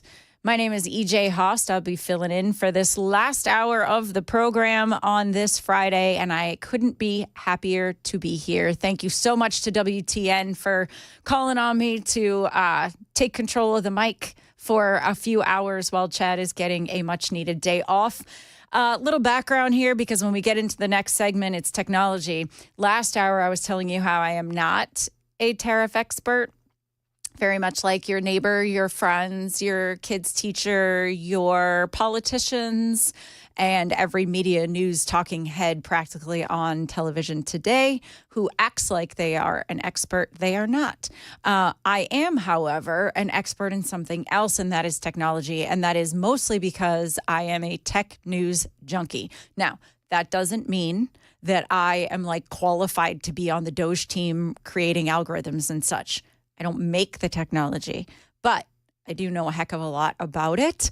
I actually run a technology company, a software company called getfoundeverywhere.com. And what we do is help local businesses get found on mapping and things like that. So social media and Google and X and all of those things are a passion of mine. I really enjoy what that does to society. Oh, I shouldn't say I enjoy what it does to society. What I enjoy watching what it does to society and kind of getting inferences from that. I do think it's dangerous. I think the technology can be, when used the right way, I think it can be terrific.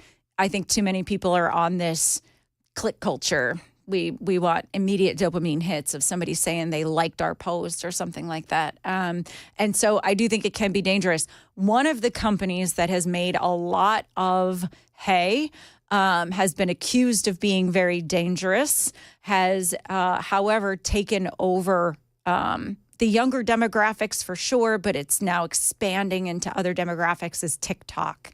There's been a lot of talk about that, especially because during the campaign for the last presidential campaign, there was a lot of talk about China being the owner of that. ByteDance is the parent company.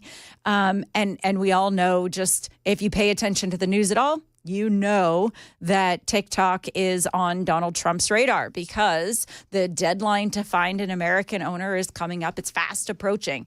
And so I do think that probably CCP or the ByteDance itself will maintain a good portion of ownership over this particular company.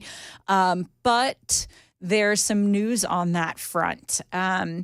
Amazon has submitted a last-minute bid to purchase TikTok. Kind of fascinating, actually. It's an interesting thing to do. And Donald Trump, again, in this age of fast news and headlines and everything else, you can get it right on like real time if you're on X. And Donald Trump posted over on Truth. And then, of course, it was reposted on X. Quote, "My administration has been working very hard on a deal to save TikTok, and we have made tremendous progress. The deal requires more work to ensure all necessary approvals are signed, which is why I'm signing another executive order," he says, to keep TikTok up and running for an additional 75 days. So we're moving past that deadline. And he's basically saying we just need a little more time to figure this out. But I think it's moving in the right direction. And I think it's positive that Donald Trump is making comments about this. He was actually on Air Force One talking to, plenty of reporters. He never shies away from a reporter's mic in his face. Clip 14 is Trump on Air Force One talking about the TikTok bid.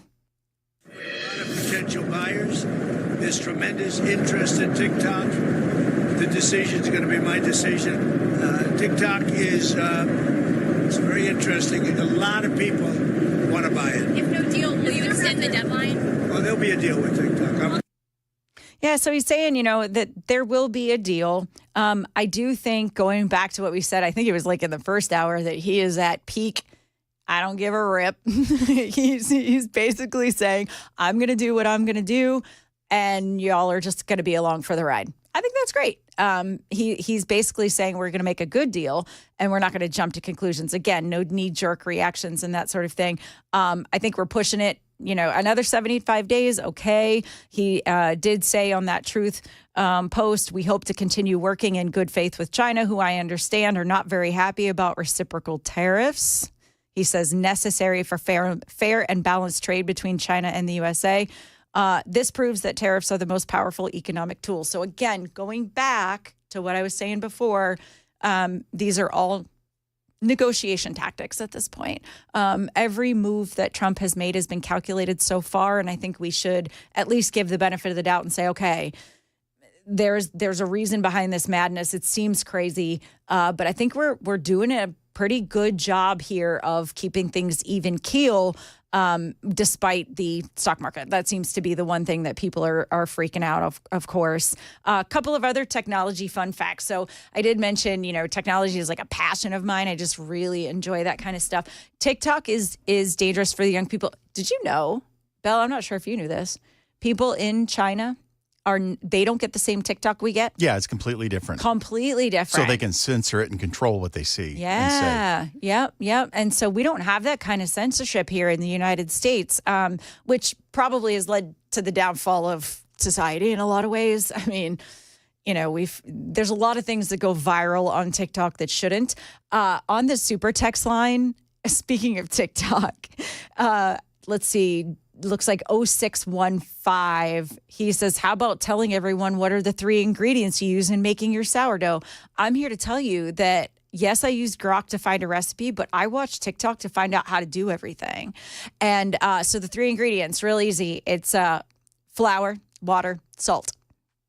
That's it. That's all. And I would just encourage you to go look at it for yourself. I mean, it's a cult, you guys, and I'm happy to be a part of it. How is it sour then?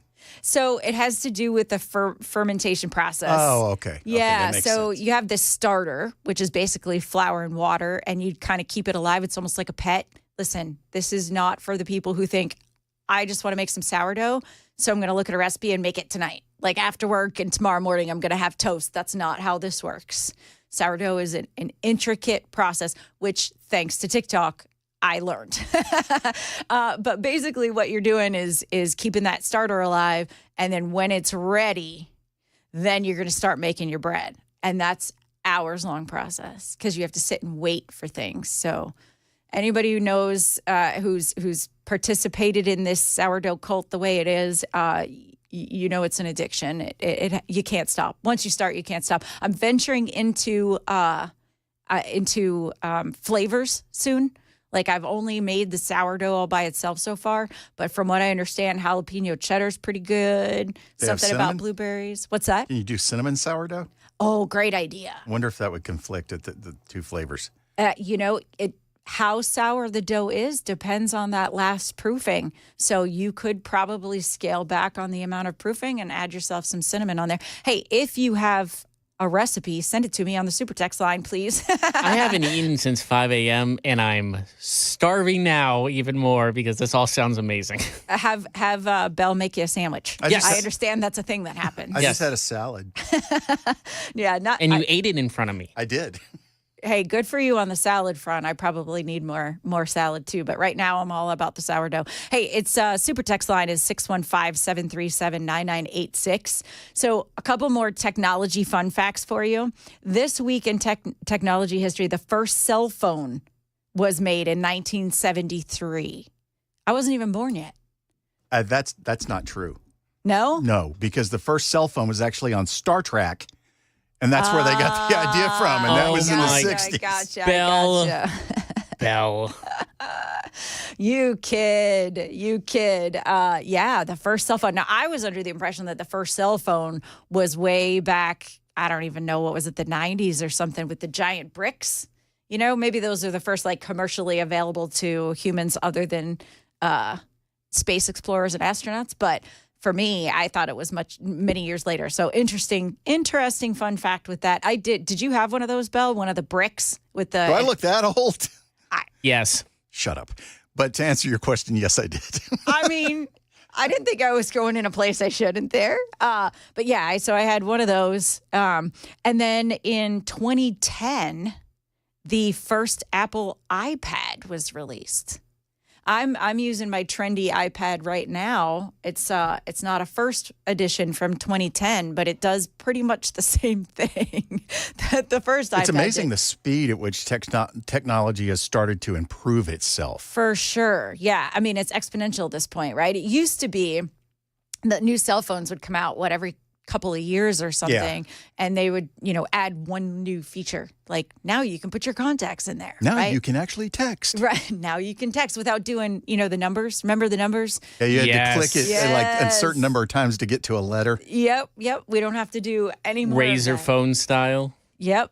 Or the flip phones, which made a comeback for a little bit, and everybody realized that was a dumb idea. Round 2 was also as dumb as round 1 on those. But yeah, now we're here with the iPads.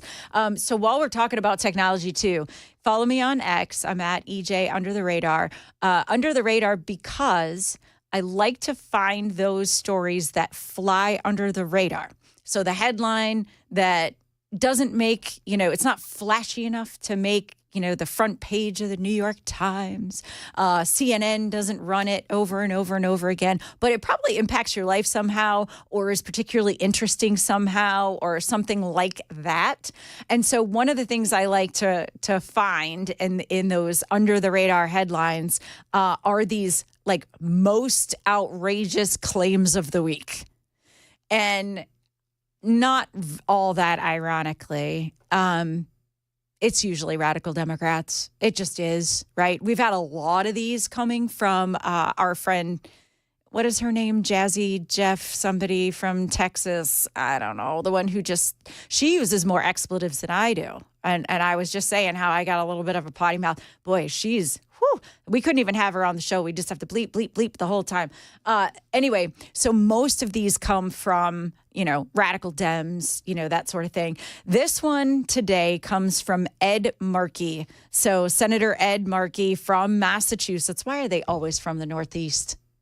Bernie Sanders. A lot of libs up there. Bernie Sanders and Elizabeth Warren. They're always so wacky up there.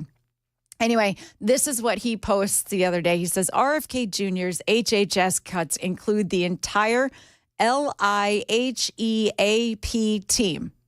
And then he expects all of us to know what that means exactly, as if we're all, we're just supposed to know that. He doesn't spell it all out. And then he says, read that again. The entire team. What a Looney Tunes. Anyway, this leaves no federal staff to help the more than 5 million households that rely on affordable heating and cooling. Without staff, the program is at risk of grinding to a halt. Okay. The reason this makes our outrageous claim of the week is because, one, Ed Markey is just a Looney Tunes, and nobody knows what LIHEAP is until you kind of look it up and you realize that, yes, it's the program that supposedly helps people pay for their heating and air conditioning. Okay, nonsense. We all live here in the state of Tennessee, and it's the same in other states. Trust me, I've lived in several of them. I've lived in like 6 states. I've voted in 4, right? So there are local programs with your local heating provider. Nobody wants anybody to be cold in the winter, okay? We don't want to have grandma unable to heat her home and is in trouble in the cold of Minnesota. That's not going to happen. So there's local programs. There's also state programs that will also handle this. And in addition to that, why is HHS involved in energy policy anyway? I get it. There's a health component, sort of, kind of, if you really want it to be there about affordable heating and cooling. But the truth is, isn't that something that should be handled by another department? So Ed Markey, he wins the prize for our most outrageous claim and ridiculous tweet of the week. Thank you for that, sir, because if it was that easy to shut down a department by simply getting rid of the funding for the staff, then that's a great way to shrink government. Right? I mean, and you can't tell me this isn't duplicated somewhere else in the vast federal government. Of course it is. It is definitely somewhere. And it's been this kind of bureaucratic black hole, right? Like where the money just goes, but nobody really sees it ever. So anyway, thank you, Ed Markey, for that. Please stick around. We've got more for you after the break. This is EJ Haust filling in for Chad Benson.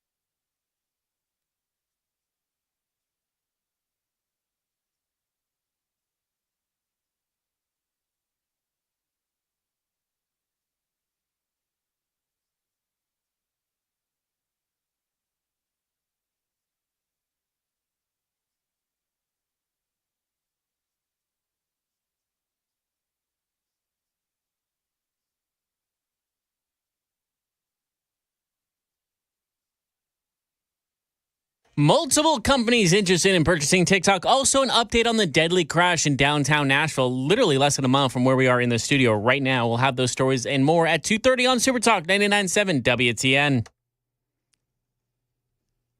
Wow, be careful out there, everybody. You are listening to the Chad Benson Show. I am not Chad Benson. I am EJ Haust, and I appreciate you being here, spending some time with me this afternoon. I can't believe how fast the time is going. We only have about 30 minutes left of the show. Definitely interested in what you have to say about it. You can let me know on the super text line 615-737-9986. In the last segment, we talked about the most outrageous claims of the week. And listen, Belle, I think we have a runner-up or maybe a tie for the most outrageous claim of the week. There are tons of just, can I say it, morons on social media that are trying to make a big deal over these tariffs and saying that Russia is absent from the new tariffs. Don't fall Somebody for we it. don't trade with is absent from tariffs. Right? Chuck Schumer. Why does that guy's name keep popping up? He posted about it. Radical Democrat activists with their blue hair and no brains, they have reposted over and over and over again. How many sanctions do we have on that country right now? So many. But do you want to hear Howard Lutnick talk about it again? He's clip 16. Commerce Secretary Howard Lutnick responded the best. Mr. Secretary, why exactly wasn't Russia on that list yesterday? Because we have sanctions against Russia, North Korea, Belarus, and Cuba. And so we're not supposed to be trading with them. Isn't that funny? That's pretty simple. You would think Chuck Schumer, in all his decades of experience being in the government, that he would know that. So here's where I say he either knew it and he said it anyways because he knew it would get a lot of clicks, right? That could very well be the case. That's what I think it is. Yeah, it has to be. Or he didn't know it, which just proves that he only says what his Democrat overlords tell him to say. Right? Like, hey, you should post this. Or, wait, I just this second thought of a third scenario. What if it's just some staffer that works in his office that thought that that would be such a cool he's post? Responsible for the staffer, so that makes him an idiot, too. True, 100%. I don't know. Maybe you can tell me whether you think that that he deserves the most outrageous claim of the day, or was it Ed Markey? Like, let me know on X. You can follow me on X at EJ Under the Radar. Under the Radar because for years now I've been this political junkie and really just deep dive into the news. I'm fascinated by the headlines and that sort of thing. And then I really like to come on and talk a whole bunch about my opinions on those things. But I always find like these stories that are under the radar that we haven't, really touched on that should get more attention. So while we're talking this week about tariffs, everybody's freaking out about the tariffs and the stock market, and it's Friday, so everybody just wants to get into the weekend, and it's all about the clicks and everything so that they can go into their weekend on a high note because they got, however many reposts on X or TikTok or wherever. There's all these stories that are kind of like flying under the radar that maybe you just didn't know about that you should. One in particular, we mentioned it earlier, is that jobs report out. 228,000 new jobs, crushed the estimate of 140,000 new jobs, which is what all the experts said. And experts, right? If you can see me on camera, I'm air quotes, right? They all said it's going to be, around 140,000, 209,000 increase in private employment. And the reason that's so important is because those are our construction workers. Those are our transportation and warehousing jobs. Those are retail and trade jobs. That's our labor force out there. But this all happened at the same time that there was a massive decline in federal government jobs. And that is why DOGE is so important. And there'll be lots of headlines about Elon stepping down and all of that. But when we come back after the break, I really want to play this clip. Trump is getting cryptic again. And he mentioned something that DOGE is doing or found this week, but he's leaving that open to speculation. And so I'd love to hear your take on that, too. Like, what do you think? What could it be? We're going to listen to that clip when we come on the other side of the break. You are listening to Super Talk 99.7 WTN, The Chad Benson Show. I am EJ Haust filling in for Chad Benson.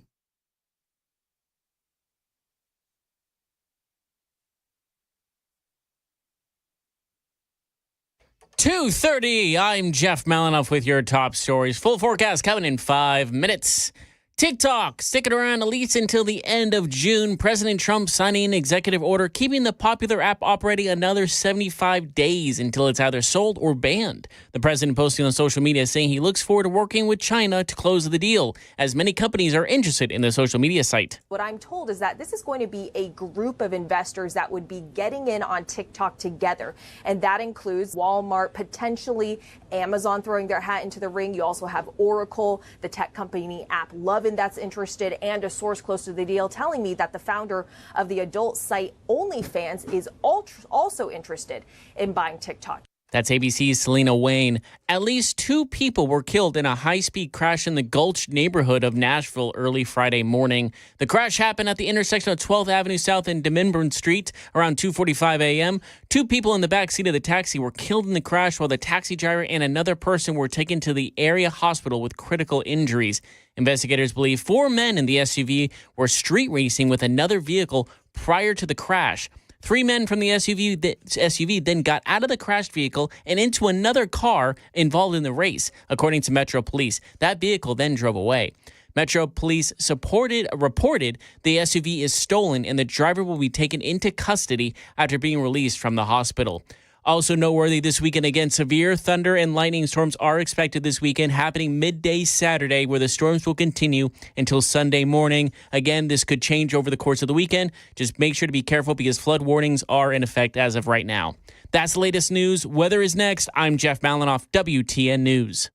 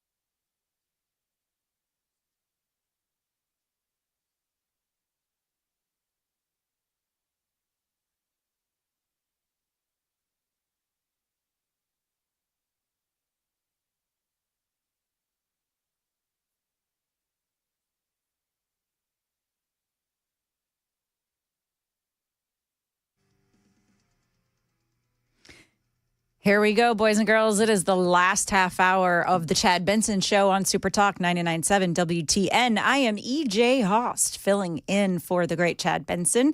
He will be back next week, is my understanding, but I am grateful to all of you for spending your afternoon with me. So we were talking about lots of kind of under-the-radar news stories that kind of deserve more attention. And in a regular news cycle, they would.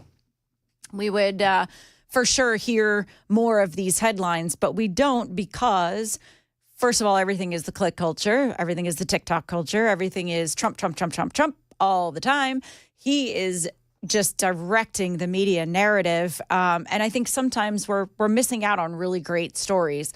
One thing, this is breaking, actually, just within the last couple of hours, President Trump has freed Americans, Christy and Paul Akeo, from maximum security prison in, wait for it, Mexico, after they were jailed over a timeshare dispute. This is all over X right now. And apparently just within about a week or so of Trump hearing about their story, he was able to facilitate their removal from that prison in Mexico. So while everybody's kind of talking about this tariff stuff, let's remember that he's also doing all these other things, right? That he's not a one-trick pony. His team is very involved in everything. I mean, they're just making headlines every single day. So remember that we're not going to see them because of the sensationalized stuff that's going on right now. It's pretty interesting the way he can turn on a dime and he'll be over here addressing one thing, and then something will come to his attention, and he's immediately like over there dealing with it. Right, immediately. I mean, things are just happening so fast. And I think this is a new era of a news cycle. It used to be that the news shows, well, they still kind of play all the same clips and all the same things. But we as consumers of news now can find the news where we want it, right? We can find the topics we want to follow. We can find experts we want to follow. So when there is a news story and we don't know where to go with it, we can go and find the information. It's more reliable. Yes, there's also quite a lot of garbage out there, and you have to be able to weed through it and kind of sift through the sensationalized stuff or the things that aren't necessarily real. But when it comes to the Trump administration and the information they're putting out, it's pretty reliable and it's really remarkable. Trump doesn't back away from the news, and he likes to play with them. That's the other part that I think we forget sometimes. Donald Trump really likes to toy with the news media, and he's at it again. He's got this great clip now, clip 17. I'm calling it cryptic Trump. I love it when he does this. He basically sets up the news junkies and all of the media talking heads to speculate and try and figure out what he's talking about. We were talking about Doge and the jobs numbers and the decline in federal employees and all of that. This will take away some of the steam from the other headlines, and I think that's kind of awesome. So play clip 17 and let's respond.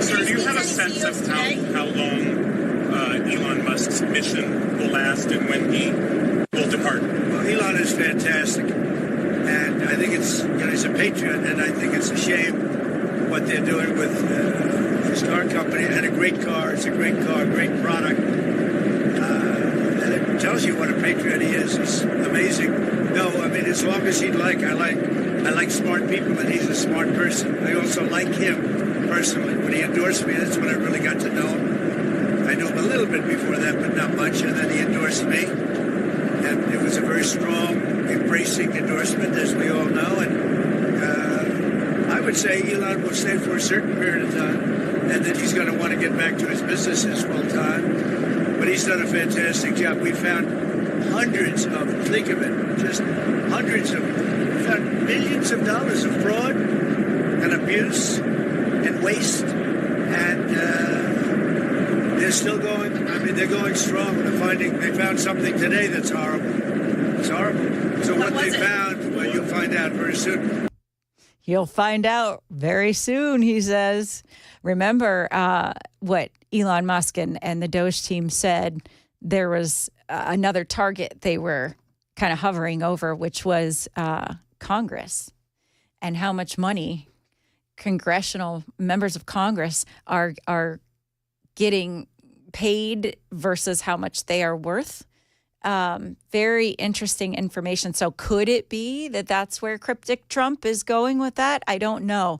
I do think it's interesting, too, that the takeaway from this on the mainstream media and kind of the cable news talking heads and all of that, and certainly Caroline Leavitt, the White House press secretary, had to field some questions about this, was how long Elon Musk is actually going to stay in the role at Doge. It's not a surprise that a temporary government employee will be leaving that temporary position. I don't think anybody thought he was just going to, in perpetuity, just be part of the Trump administration as this guy. That would be real big government if he did that. It's not what any of them believe in. It's not what they wanted. And there will be this Doge team. I mean, they were saying for a long time, the Doge boys, and they were age shaming these young men and women. There were women there too, who were finding all of this fraud and abuse. But then, of course, they really harped on the fact that it was all Elon all the time. But what's interesting about this particular clip is you're hearing that, how long will he stay? And they're all so excited, and they're throwing the microphone in his face. And they don't really push him much on the, wait, what did he find? If you're in D.C. right now, how terrified are you at what they actually found, right? If it is this congressional side of things, which we all want, right? We all know that the both sides of the aisle, I mean, let's be fair, both sides of the aisle have corrupt politicians who are getting pretty fat. They're getting pretty wealthy on their jobs in Congress. I mean, Chuck Schumer, Nancy Pelosi, Bernie Sanders, we've mentioned Mitch McConnell. Right, Mitch McConnell. Okay, can we just talk, side note, Mitch McConnell? All this talk about proxy voting this week, too. Everybody was all freaking out about Representative Luna from Florida, right? Paulina Luna. She made this big deal about proxy voting for new moms, and our own Tennessee Congressman Tim Burchett jumped on board and also was in favor of this proxy voting so that women in Congress can vote by proxy when they are when they're nursing or after they've just had a child. They basically get maternity leave from having to vote in person. Right, which, I mean, that doesn't happen for a lot of businesses in America. So I think it's just really elitist to say that they need some sort of special carve out for the very few people that this actually happens to. That's a topic for another day. But the point was the proxy voting can then be expanded upon. Every bill that has ever gone through Congress, I mean, back to the school lunch bill in the 1940s, I mentioned school lunch back in hour one of this program, that has been expanded upon every 5 years since it was instituted. Every bill that goes through and becomes an act or becomes a law is expanded upon. And so Mitch McConnell, that man had to be wheeled to a car. He looked completely incoherent. Like not there behind the eyes? Right? Yes, vacant. That's a great way to put it. Again, it's not his first time he's looked vacant. Right. So he gets, wheeled to his vehicle. He's surrounded by security and staff so that we can't see him get up out of the chair and into the car. Gives no statement. There's plenty of people who want to hear him speak to the media, et cetera. Nothing. So if we think for a second that proxy voting is only going to be for the 1, 2, 3, however many, I don't know, women who give birth during a session, like it's got to be next to none. Remember when they wheeled in Dianne Feinstein and she had no clue where she was? Right, they basically picked up her finger and put it on the thing, or go back to Ted Kennedy. Because if they wanted her vote, she had to be there in person to give the vote. Right, exactly right. But we also had, full disclosure, we had a Republican recently, and I don't recall her name, who was like MIA, and we didn't know where she was for a while. And turns out she was in an assisted living facility, like she was in a senior home and unable to vote. So if we think for a second that isn't going to snowball and turn into something else. We're just fooling ourselves. And so that's why I think these things are important, even though it seems like a silly headline. It seems like we are, and it was. I mean, we focused on something that it was not at the top of anybody's priority list. Let's face it. Mommy bills and proxy voting were not at the top of anybody's priority list. So I'm disappointed that it came out, but it goes to show you, we are always fighting to hold Republicans to the fire as much as we're fighting Democrats, right? We have to know this same old playbook that we go over and over and over again. Really, it's frustrating and annoying for somebody who's been involved in politics and paying attention as long as I have. It gets old. We've seen it happen over and over again, but Republicans have to be held to the fire too. I'm not afraid to call them out, which is why I don't get invited to a lot of the cocktail parties. But in this case, it is what it is. We're going to probably have to deal with that proxy voting thing again. Back to Trump and his cryptic post, and the whole point and why we're going down this rabbit hole is that Trump can do more than one thing at a time. Elon Musk, of course, is going to leave Doge. That makes perfect sense. He's got companies to run, et cetera. But I am dying to know, what is it that they found? What did Doge find this week that we are going to find out soon? I think that's fascinating, and I absolutely can't wait to see it. I did want to. He knows how to hook the audience, and he's hooked you. Right? I can't get enough of it now. Yeah, I'm going to pay attention. Right? And that's one of those headlines that, when it does come out, it's going to take over the narrative. You know what we're not talking about anymore because of this age of instant gratification and instant news headlines. And, we were talking about the proxy thing. Everybody's pretty much forgotten about it by now. We have forgotten about Cory Booker standing up and speaking in front of nobody for a whole day. Signalgate. Yeah. Signalgate, another great point. We're not even talking about that anymore. Even though some people were fired that worked for Mike Walls, who was part of the Signalgate thing. He's an advisor to the president for national security. And it turns out that most likely, we don't have direct confirmation, but most likely the invitation to this Atlantic reporter was initiated somehow through Mike Waltz's office or his phone or his staff or something like that. The story changed quite a bit. You know who his brother-in-law is? Who's that? Scott Stapp. Is it really? From Creed. So that, I don't care about Signalgate, but he's married to Scott Stapp's sister. That should be punishable by some kind of fine. That's okay. Good point. You got me there. You definitely got me there. Yeah. So anyways, but those are all news stories that we thought were going to be massive. Any other news cycle that would have taken everybody. It just would have been forever, right? But that's just not happening. People don't care. We're moving on because it's this constant news cycle of really fast moving news. We've only got a few minutes left in the program, and there were a few things I really wanted to hit on. First of all, weather stuff. Everybody, please be careful.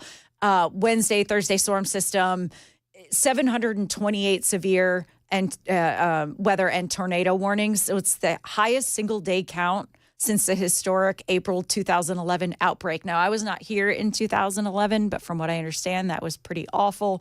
This one, also awful. So I really want to put my heart and my prayers and my thoughts are with all of those people that are suffering through it right now. Tennessee, Kentucky, Arkansas. Really, it has just been devastating. And be careful this weekend because I guess we're not done. And it just shows it was the third most active severe weather day in nearly 4 decades, just as a country. And so that's pretty remarkable. And I just wanted everybody to know that we're thinking about them for all of that. And then finally, I want to give a shout out to Pam Bondi for arresting a few more really horrible people and making the big announcement over that. We're doing great things on the immigration front, and I'm just here for it. All right, we've got to hit a break. Maybe I'll have that clip of Pam Bondi afterwards, but you're listening to The Chad Benson Show on Super Talk 99.7 WTN.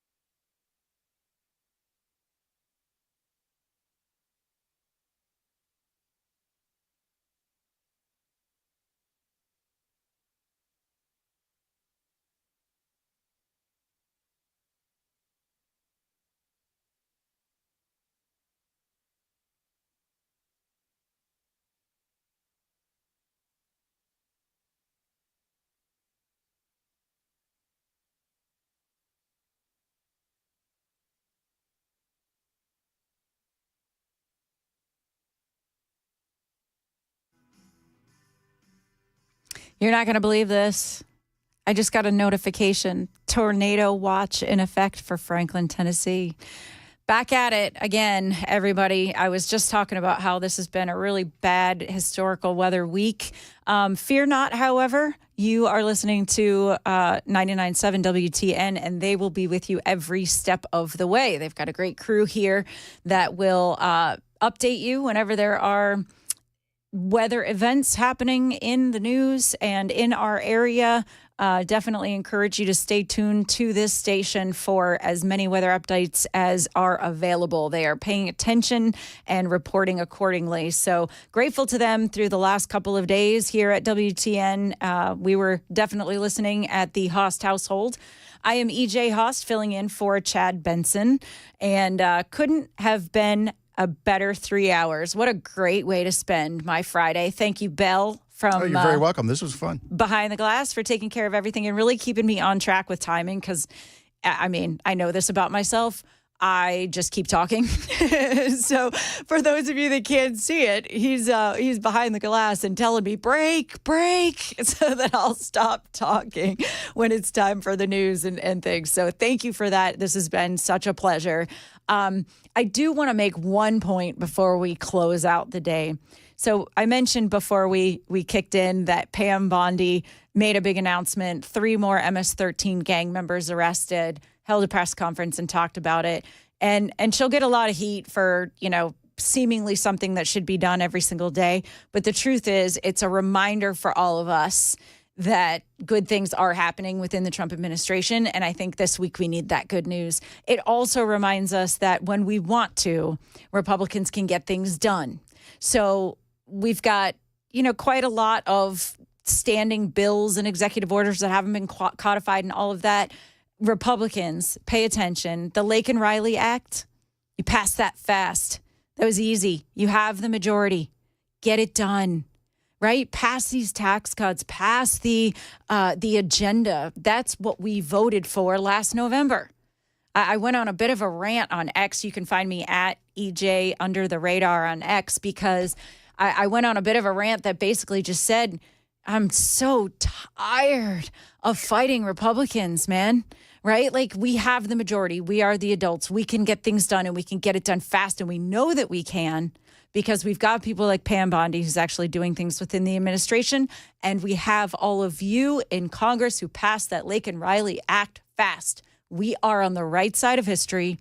We are begging you, get this agenda passed. Stop sitting on your heels. Stop worrying about the midterms and the next election and concentrate more on the last election. We elected you to do a job, and we're counting on you to do it. So there's my big end of show rant. But I also just want to thank everybody for listening. Thank you to the super texters who have been amazing. Lots of really kind words there, which was awesome. Thank you for that. Sometimes, especially as a guest host, you need it coming back at you. So I appreciate y'all so much. Thank you, Belle. Thank you, WTN. Thanks, everybody, for letting me fill in for Chad Benson today. I am EJ Haust. Enjoy your weekend and stay safe.